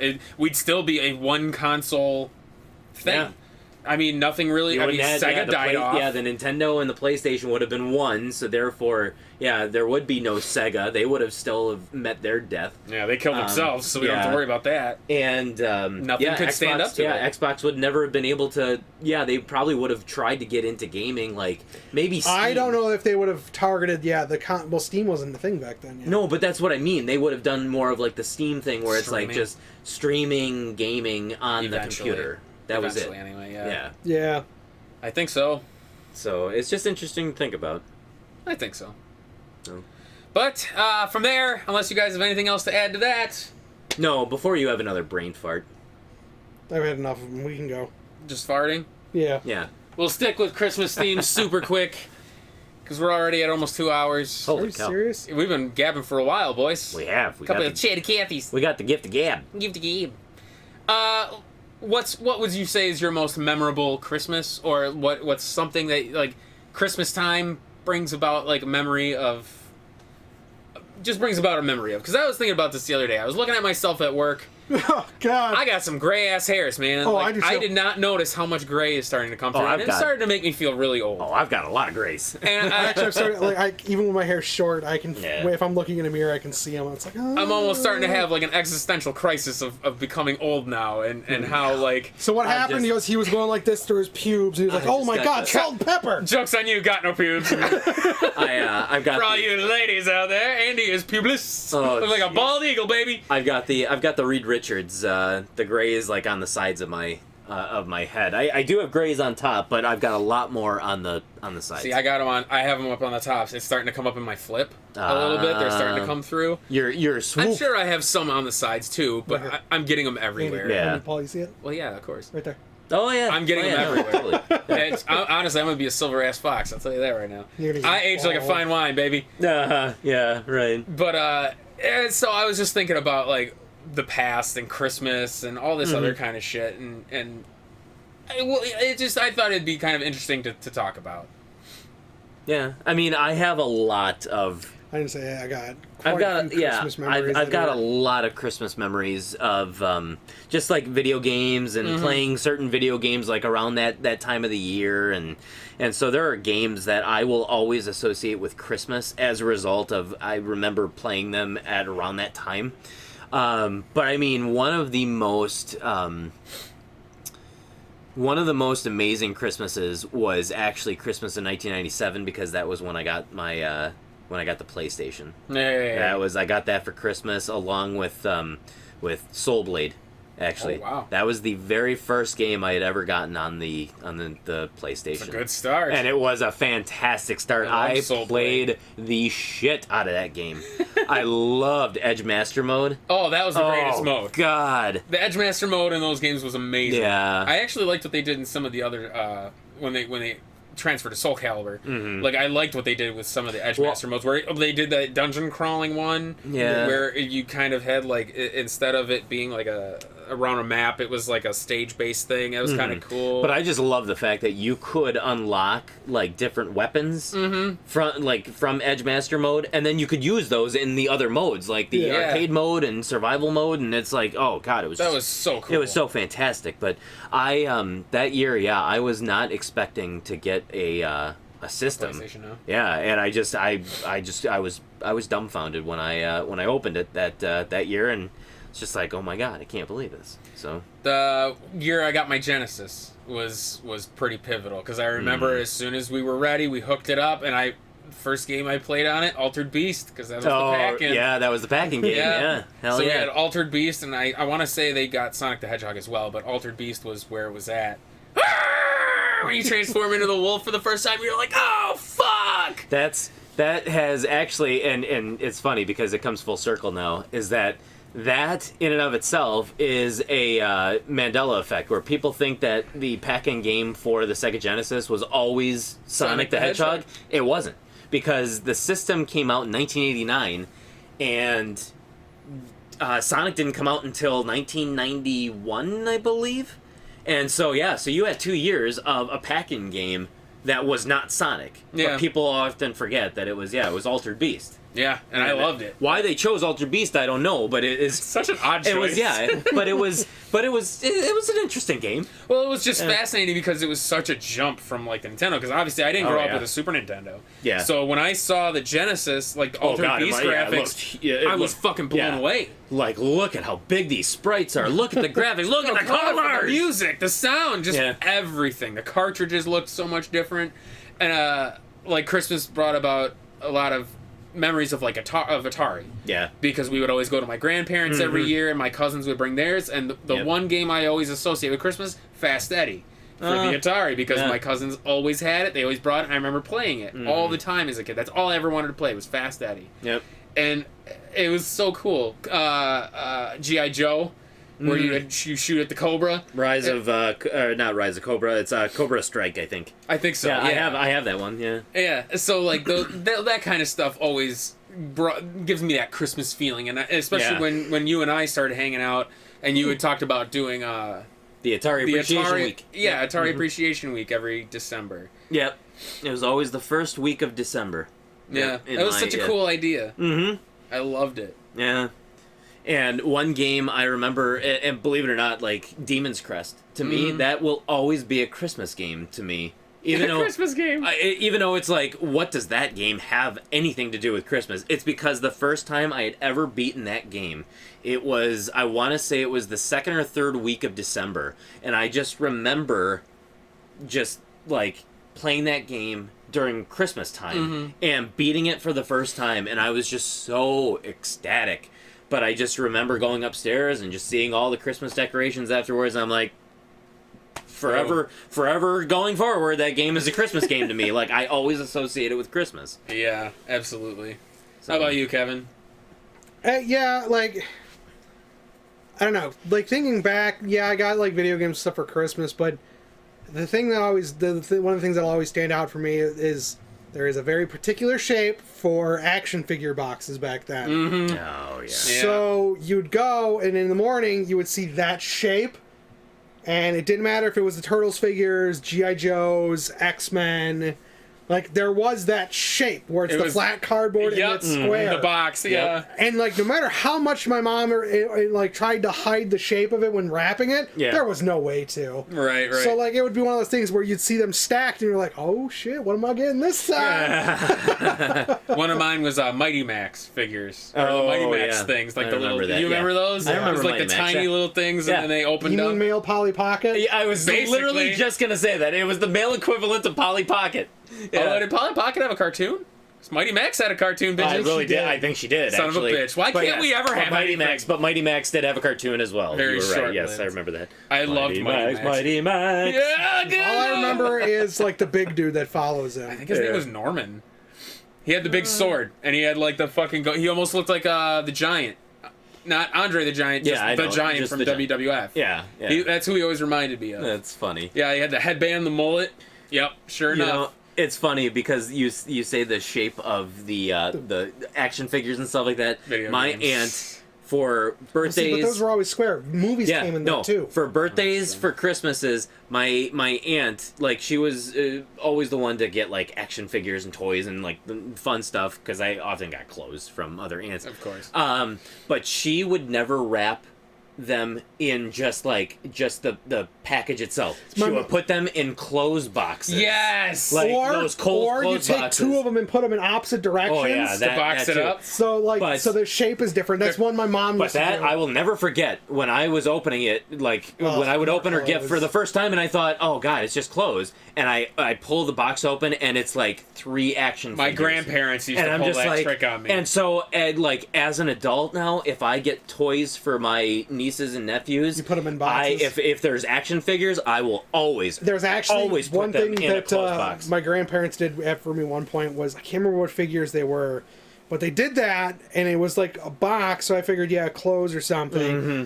But like it had like that really thin like paper. Mm-hmm. Yeah. So the figures were on the bottom. Like there was the paper on the bottom of the figures, but they had clothes stacked on top of shit. Yeah. So like when you picked it up, it had a different type of weight, and it didn't shake around or anything. Mm-hmm. So you open, and all of a sudden you're like, oh yeah, clothes. So you figure, oh, it's just all clothes, and I'm not gonna dig through it. They're like, just keep pulling the stuff up. And you pull it, and you're like, shirt, here's some socks and stuff. And all of a sudden, boom, you see like the little corner of like the figure or something, and you're like, whoop, shit. Yes, please. Actually, that reminds me of one of the funniest Christmas we ever had. Is my dad would often get my mom jewelry for Christmas. Obviously, my mom is a huge ring and necklace. Jewelry snob. She's a jewelry snob, man. She knows what she likes. HSN, as HGTV for life, or not HGTV, just HSN. Excuse me, and QVC. Home Shopping Network. Home Shopping Network and QVC, man. Hell yeah. But there was one year where my dad literally got her no gifts. It was like rings and stuff, and he would put them on the tree. Well, my mom didn't know that, so she had no gifts under the tree. So we're going through our usual routine. We woke up, we're all sitting there in the thing, opening our gifts. My dad opened a few gifts. I remember your dad telling me this story. And we were like, well, I guess that's it. And my mom looked around, and she got the poutiest ass face. She said, "Where's all my gifts?" And it was just and it was on camera too. It was the funniest fucking Christmas. No. And my dad says, "Well, I guess you just been naughty this year." And he just played it off. Just played it off. She stomped out of the room, and my dad he's like, "Will you just look at the tree? The tree looks a little different than usual." And sure enough, there's like 5 or 6 ring boxes hung up on that tree. It was the funniest thing, man. At that point, awesome. It doesn't even matter. She's already pissed. She's like, you know what? This is a start, but guess I'm still mad at you. Oh, it was great, and we never let her forget it. God. We never let her forget it, man. But yeah, Christmas. I remember one year getting nothing but Legos when me and Alec were huge in Legos. Lego kick. So like we would get like the Bug Force ones where they I had like the light Jurassic ups, Park here like that. the I got knights, I mean, we got just nothing but Lego sets, and it was fucking money. Yeah. I always loved it. There was always a routine, you know. We went to my grandparents, then we had Christmas, then my other grandparents. My grandparents would come over to eat, and then we'd do some more gifts there, and it was always something. So like it was a huge like hullabaloo around Christmas, and then as you get into an adult, you're like, it's not as fun. kind of loses its luster. You really does. feel. I remember reading something once that said Christmas pretty much dies off once your grandparents leave. It's just never the same. Actually, I can actually confirm that because my family does not get together anymore. We haven't in a very long time. Yeah. I haven't seen my cousins. I haven't seen my aunts and uncles in a true. very long time. Once my grandparents died, we just never got together. Like the kids all scattered. Now we go to my parents, but even that, it's they're still not. That's quite not- recast that's quite kind the of how it same. was for us because like any holiday, my family was always one of those families. Any excuse to get together over at the grandparents' house to do a cookout for my mom to cook Chinese food. Yeah. Whatever it is, we were always over at my grandparents doing stuff. And then when they passed, like everyone that was related to that side of the family, they just scattered to the wind. Yeah. Like ours there is the same. I haven't seen some of those cousins and stuff like that 7-8 years at this point. So it's like, yeah, it's one of those they're that part of the family, and then my other part of my family's in Detroit, where after I went back this last year to bury my remaining grandparent in March, it's like one of those things where it's like, well, now there's no, like, hate saying it this way, but there's no reason to go there. Right. So, and I feel bad saying that, but Well, no, it's because there's not that's connection anymore. that was one of the places we would go. Like, we'd have Christmas here in town, and usually it'd be before Christmas or after Christmas, we'd go to Detroit and spend it with them.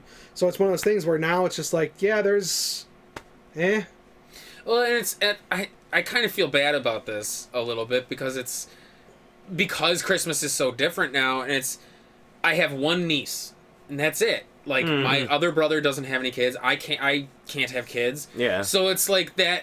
I feel bad for my one niece that she doesn't have cousins of any sort. So it's like Christmas get-togethers. It's just us, and then my one niece all by herself. She doesn't have cousins to really kind of. Get to have those memories with, and it almost sucks in a way. Like I almost feel bad that like Christmas is not what it was to be for honest, us growing up. I don't even if there were more cousins around for her, I almost wonder if it would be the same. Because I've seen my younger cousins get together and do for Christmas. Even like, so I've got a couple that are here in town and stuff like that, but like, even with Christmas stuff with them, they're always off in a corner doing something else, not with the family. Well, yeah, but that's what our Christmases were. Not with, it's a group of them doing something. They went off as, like, my cousin Corey. He'd go hide up in his room. He'd go sit in the corner with his face in his 3DS. He wouldn't talk with people. It would just be him. Yeah, I could see that. Whereas, like, with us, it would be like, I'd go into the basement, and my cousins would come down. We'd be playing Nintendo. We'd be playing with the Legos and stuff. Yeah. That sort of interaction doesn't happen anymore. I suppose that's true. Yeah. Like, some of my memories is when around my cousins, they were older than us. So they would watch Beavis and Butthead. I was not really allowed to. We were not allowed to watch Beavis and Butthead. So you felt naughty watching Beavis and Butthead with my cousins because it's something I'm not supposed to do. You know what I mean? Yeah. But I remember even having a small thing with some of my younger cousins. I brought my Nintendo over to my grandparents' house when they were still alive, and we hooked it up. And I remember watching my younger cousin, my cousin Peter, I want to say. Watching him learn to play Mario, and it was just fun for me, like kind of watching that development of him learning. I have to jump over this pit. I mean, it got frustrating at times because he would die Just at the give me that same controller. pit over and over. I'm like, no, you have to hit both of these buttons at the same time, dude. You have like trying to explain it to him, and it's just I don't know. There's something really fascinating about it, and it's almost kind of become a thing of the past, especially with these handheld. Your iPads and your 3DSs and Switches, it's like you kind of really don't have those interactions anymore. Well, and like, yeah, my cousin Corey, he does try. I mean, he's got to be 18. He's 18 now. Oh, jeez. So like, even like when we have get-togethers and like we do have some of the cousins that, like, the cousins I grew up with that would come into town. Yeah. Like, they're all... So he's 18, so he grew up sort of with them. But, like, he'll try to get some of the cousins to play, like, VR and stuff occasionally, but it's, like, not... A lot of people like VR, or they feel weird when they're playing it, or get motion sick. So it's one of those things where it's like the stuff he relates to and wants to do, it's not quite what like everyone else wants to do. So he just kind of secludes himself. Yeah. Alec and I sometimes did that. There were a couple Christmases he and I would go off in the other room and play Pokemon cards, like on the bed or something, and everyone else is around doing whatever they're doing. Yeah. We never really hung around.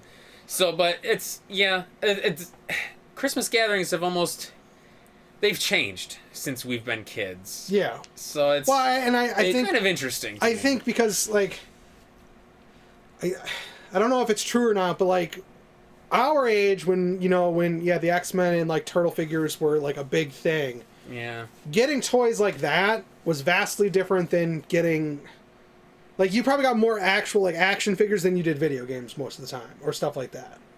Oh yeah, no. I'd say it's about even for us. Christmas. There were a lot of years like I would get one game. I think there were certain years where I got like 2 games, maybe. It was like 3 games. Each of us would get a game in particular, as opposed to I would get 3. Like Adam would get one. I don't think I've ever gotten more. One, I would get one. I don't think I've ever gotten more than 2 games. Yeah. But like now, it's toys of like the style we grew up playing with They don't exist. They exist, but they're for people our age to buy. Exactly. And put on shelves or hang on the wall. Like I have some of my Doctor Strange figures and stuff like that. Even board games. I mean, really, nobody buys board games. Not really. They're our age. Our age, when we were kids, we would get a board game and then we'd play it immediately. There's games like have you ever heard of like Pie Face? Like that was a hot one a couple years ago. Oh yeah. Is that little one that? Yeah. Yeah. And so it's like there's games like that, but I'm like board games like the Legend of Zelda board game, like stuff like that. They don't make games. Master Trainer. They don't make games like that anymore. No, they really don't. Other than like the classics that have always been around, Trouble. Monopoly, Trouble. Yeah, but those aren't. But those to me aren't even the same thing. Perfection, is this still a thing they make? Perfection. I haven't seen Perfection in a while. Oh, okay. I don't know. So. Like, what was the... Maybe if you go to, like, specialty stores... But no, that's... I actually have a Perfection upstairs. Yeah? Yeah. Oh, I loved that. I bought it at a Goodwill. Me, actually, when I was a kid. Me too. I couldn't handle it because I just... Handle the pressure! I didn't like countdowns. Actually, ever since TMNT #1 on the Nintendo, the dam level, I have always had there's always been a fear of countdowns. Just like in Sonic the Hedgehog when you're drowning underwater. I hated that level as a result. I hated that level more than any other level. That noise every time I would literally get to, sometimes I would get past level 3 and then I would get to level 4 and I would just shut it off. I'm like, I can't do this. I'm gonna lose anyway, so I just would rather turn it off now. Yeah. But yeah, it's... Christmas sure has changed. I kind of wish Vanderhoff was here because I'd love to hear some of his Christmas memories. Maybe when we get him over. Do a post-Christmas one, maybe. Yeah. I must say, we want to get Vanderhoff on anyway to talk about just our generation and how we were the best generation for like toys and shit growing up anyway.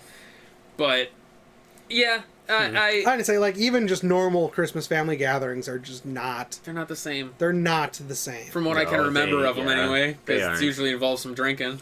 At this point, that's basically, like, I got still, like, the one family, part of my family I still have here in town. It's basically I go there to drink with my uncle. Me and him will grill, and we just drink. That's all we do. Yeah. I also feel like part of it is the fact that big families kind of... are fewer and far between now than they used to be. Oh, yeah. Like, Paul, I honestly feel like he's a dying breed. Well, I truly don't know anybody who's an uncle who hangs out with his nieces and nephews. Well, I mean, I would, but mine live in St. Louis. Yeah, I suppose you're a different story, but, like, I don't know really anybody else that does that. Like, where you hold that, like, almost old-fashioned... It's an Italian thing. Maybe that's why, because you're my only actual Italian friend. I'm not saying it to be like it's a negative thing, but it's an Italian thing. No, it's families are Irish are the same way. They're very close knit. Because one of my friends goes to Ireland every couple of years to. That's all he does is go spend time with his cousins and nephews and. Yeah. So. Yeah, but that almost like it makes me chuckle when you're your nieces and nephews come over. Oh yeah. I'm just like I'm having them over for a sleepover. It's we always do a sleepover the the day before the dawn before the day of Christmas. So it's a sleepover. It's on the 23rd to the 24th, and so my niece and nephew, they've been doing it for like 7 or 8 years now. Yeah. So it's it's fun traditions that we keep alive. But I think it makes me laugh because I guess I'm not close with my aunts and uncles or cousins or any sort, so it seems like such a strange thing to me to hang out with your uncle. It could also just be a tradition thing. Like, you don't have those set in stone traditions the way they do. I guess not. Mm-hmm. Like, the only other one I had was making candy with my grandpa, but none of my aunts and uncles were fun. Like Paul, my aunts and uncles were old. Yeah, actually, mine were too. Yeah. Like they would hang around and drink a lot. That's all they. Honestly, if you ask me what my aunts and uncles are like, they drink. Like that's literally.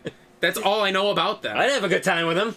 Well, I mean, I don't personally, but like, No, I don't. I remember my parents telling me when, like, before my grandpa passed, they went one year up north to the house or whatever. Like, they would rent a house or whatever. And they all stay up there, and my parents would say like that's all they would do. They would drink in the morning. They have a drink with lunch, and then at night they drink with dinner, and then they go out to bars to drink. So, like, literally, that's all I know about them is they drink. Wow. Yeah, they're boozy. Okay, that's boring. I'm not. I don't think I'm that bad. Like, I wouldn't really start drinking in the morning unless I had a reason to. No, you were bad for a little while, but not. Oh no. Really I've gone through phases. Yes. Yeah, but I mean that's. So, like, having an aunt or an uncle that was into games or my interests growing up, so foreign to me. Like, I would imagine if I had an uncle like you growing up, dude, that would have been fucking baller. Yeah. I would have loved to hang out with an uncle who was playing fucking Atari and Nintendo and shit. Although, I will say this, I have noticed one thing. So, when I did see my nephews in March, I can tell that they have been raised different than how me and my sister were raised because, so we were all at the hotel stand, and my nephew came and knocked on the door, and like, because me and my little sister were staying in one room, my parents were in one, and then my sister, her husband, and the kids were in another. Mm-hmm. So they came and they knocked on the door in the morning, and he was like, "Hey, do you guys want to go down to?" And I just shut the door in his face, and my mom's standing across the hall watching. And then, like, I opened the door up, like a second or two later, and he just kind of stood there with this, like, look on his face of, like, you just shut the door in my face. What do I do? Because that sort of stuff never happens to them. So my mom's like, oh, yeah, they're raised different. They don't know how to do that to people. So that's funny. So we told my sister, and she's like, funny. Yeah, I don't do that to my kids. I'm like, I will. Yeah. It's just, I don't know, man. I love Christmas, but I hate it at the same time because it's bittersweet. I'm old, or we're old now, and it's taking me a while to admit it. See, and I still love Christmas. I've got 2 trees. I don't decorate for any trees. Holiday. I haven't decorated since I moved out. And in fact, I think now that like we've got here in like the video game room in here, I think I'm actually gonna get a 3rd tree to put right there. Yeah. Behind the couch. So. But like even birthdays for me mean nothing anymore. No, birthdays mean absolutely. Birthdays are never for me because I in my entire life I think I can only recall like 1 or 2 birthday parties for me. Other than that, I've never done. I've only had 1 birthday party, and I remember I was allowed to invite kids over from school, and I remember getting a lot of those magic sets. Oh, like, remember really? when that was a big thing? I don't remember what the Wait a minute, you're not talking Magic the Gathering. You're talking like the magic sets. Like perform magic. Tricks. God. They were stupid as hell, Yes, but I remember getting a lot of them for some reason that particular year. But were you into magic? Not at all. No, that's weird. It's a cheap gift. It was just a cheap gift. Yeah, it was like stupid, like illusions type shit, you know? It was just fascinating to me at the time. Mm-hmm. I grew out of it. No, I didn't get into Magic the Gathering until high school, and even then, a kid taught me how to play it incorrectly. So as I grew up, or when I got a little bit older and played someone who actually knew what they were doing, they were like, "What the fuck are you doing?" Mm-hmm. I remember a kid swindled me out of a trade too. Like he got a really good card, and I remember getting something shitty for like a dual color card because I'd never seen one before, and like that was it. Like I got fucked, so I was just like, dude, this game sucks. It was one of the first times where I was like, dude, people are terrible. Yeah. Like it was a very vivid memory because I remember he was like maybe a junior or a senior, and I was a freshman when I got into it. So like, he like fucked me out of it, and I'm like, I hate people. Mm-hmm. Like it started my it started affirming my hatred for them. Like, they will take advantage of you. That's I'm funny. like, dude, fuck you, dude. But no, birthdays felt the same way for me, where it's like, I mean, it used to be an event for like the kids and stuff, because then the aunts and uncles, the grandparents would come over for the birthdays, and Not my family. and once I became like a later teen and then like early 20s, like you just don't celebrate anymore, and so it's like birthdays turned into just another day for me. Like, it was just, same here. Yeah, it's like, oh, it's your birthday today. It's like, no, it's a Tuesday. It's Tuesday. I don't care. It's a Tuesday. It's just, I don't care. Yeah, and that's kind of how Christmas has become. Like, we still go to my parents every so often, but it's... Yeah. I see my parents all year. You know what I mean? Like, so, like, even my grandparents and stuff is I would only see them a few times a year. Yeah. You know, my aunts and uncles I see a few times a year. I mean, if that, maybe a couple times a year. I would only ever see them at Christmas. So, like, seeing my cousins at Christmas was an event. Yeah. It was something to do. You know what I mean? Like, you'd experience things. You know, my grandpa had a pool table in his basement. So it's like, otherwise we never played pool. That was a huge thing for us. Yeah, it was a sure. regular, like a real pool table, big one, not one of these tiny ones. No, it was sure. God, what are they usually? 8 feet? His was a 10-foot. Oh, so it's wow. a big fucking That- pool that's table. His is like big. the full professional size. Yeah. Wow. The balls were bigger too, weren't they? Yeah. So it was an Holy event. shit. Like, Yeah, if you've ever been next to a real one, No. they're like the ball is massive. Oh, wow. So like, just all of the cousins would hang out in the basement, and I mean, I didn't like my cousins. I'll be perfectly honest with you. We never clicked because they all hung out outside of that. We never saw them because we were kind of ostracized for a reason that I won't get into. But it's so like we never really clicked with them on that level. But it was still fun. Like, it was still a fun environment to be around. I remember we brought an N64 one time and we played No Mercy on it. Oh, my God. And it was just, it was fucking awesome. Like, I loved it. We hooked it up to the old fucking console TV, you know, where it had the built-in fucking thing. Dude, like, Christmas was an event. Yeah. And then, yeah, like, those grandparents are still alive, but... I think it's just... It's because as you get older and as the families get bigger, it gets harder to get everybody under one roof, but then you also... It's just the families do their own family thing, and so I think that's a little bit of it too. Maybe. Part of my family became a certain smugness with some of the family members where feelings of superiority. Well, they were of just course, like, at that point, yeah. go fuck yourself and get out. Of course, we don't care. Yeah, you'll get that too, but at the same time, like I think that's part of it, but there's also just the fact that, I mean, the family wants to just do the family thing with, like, on their own. Well, and a lot of times, once a particular, like, central glue goes away, the binding thing, like, you try to get together, but it's without that key, like, the keystone piece. It just I'll try to get together, but hey, you know what? Something came up, and it's just not. I can't do it anymore. Yeah, or they stop in for Wishy-washy. 5 minutes, and then it's just like, all right, bye. Yeah, exactly. Yeah, once certain keystone things are gone, it just there's nothing to replace it, nothing to hold things together the way it was. Like, once my grandpa died, it brought out an ugliness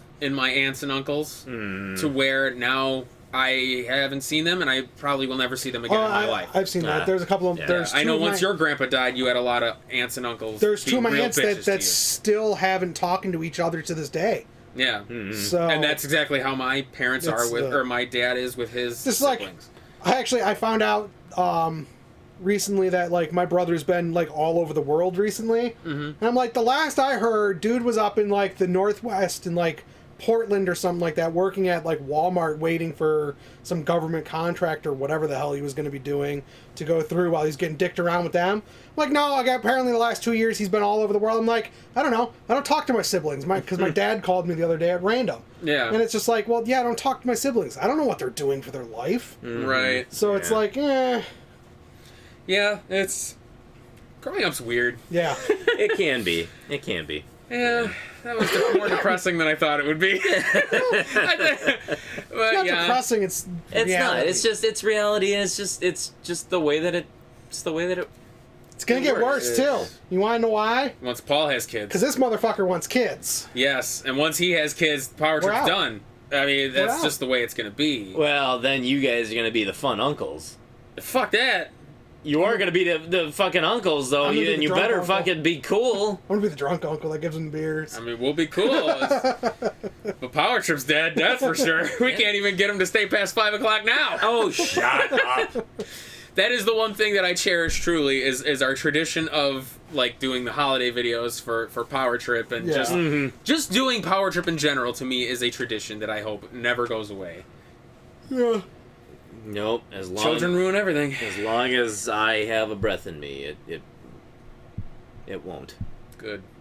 Fucking better It's gonna not. get to the It point better where not. there's You don't kids have a running in the choice. background. Yeah, right. Fuck it. That'll be the video. They're running in the background. Pop over the couch. What you doing?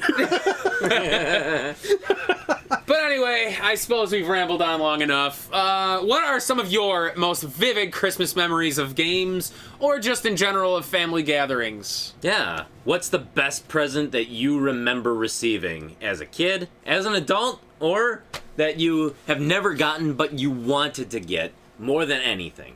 Sega CD. Really? I wanted more than anything to get a Sega CD because I remember seeing ads for a Shining Force CD and just absolutely loving it. I remember seeing a couple.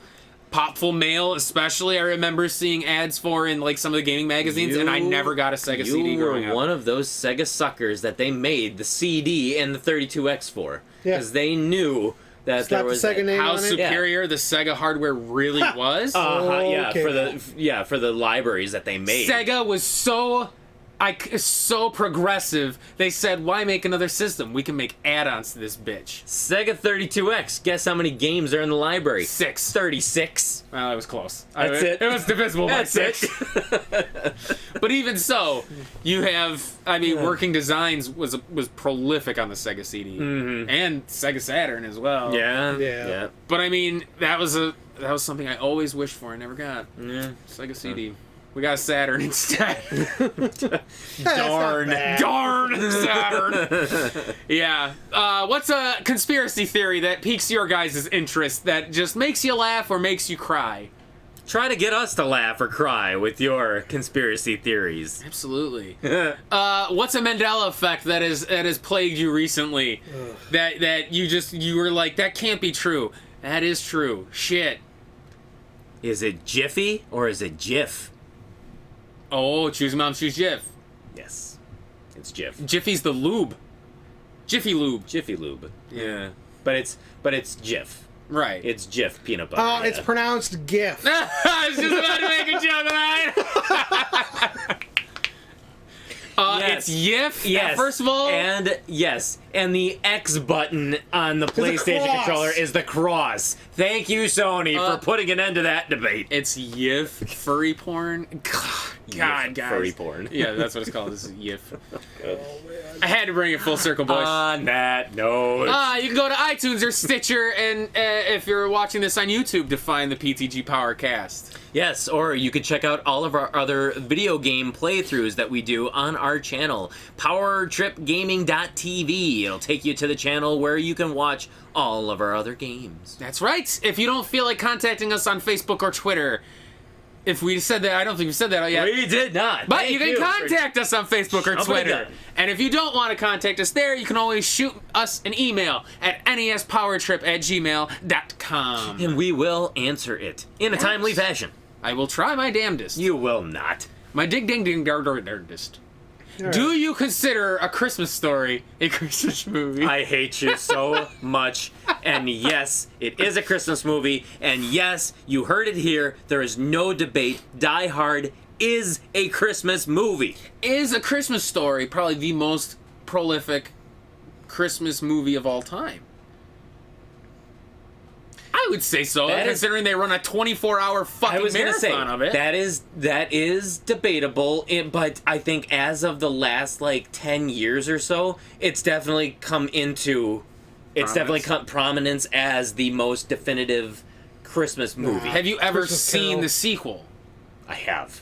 It's terrible. Oh, it's horrible. It's god awful. God-awful. Yeah. Have you ever successfully watched A Christmas Story for the full 24 hours? No, because No. the movie sucks. No, I have. I love the movie. I have. I love it. I'd Have rather you- watch any adaptation of Christmas Carol. Have you ever watched the Star Wars Holiday Special? It's Yes. an And I'm abomination. and I'm looking forward to the new one. The Lego one. The Lego. I watched the new one. It's fun.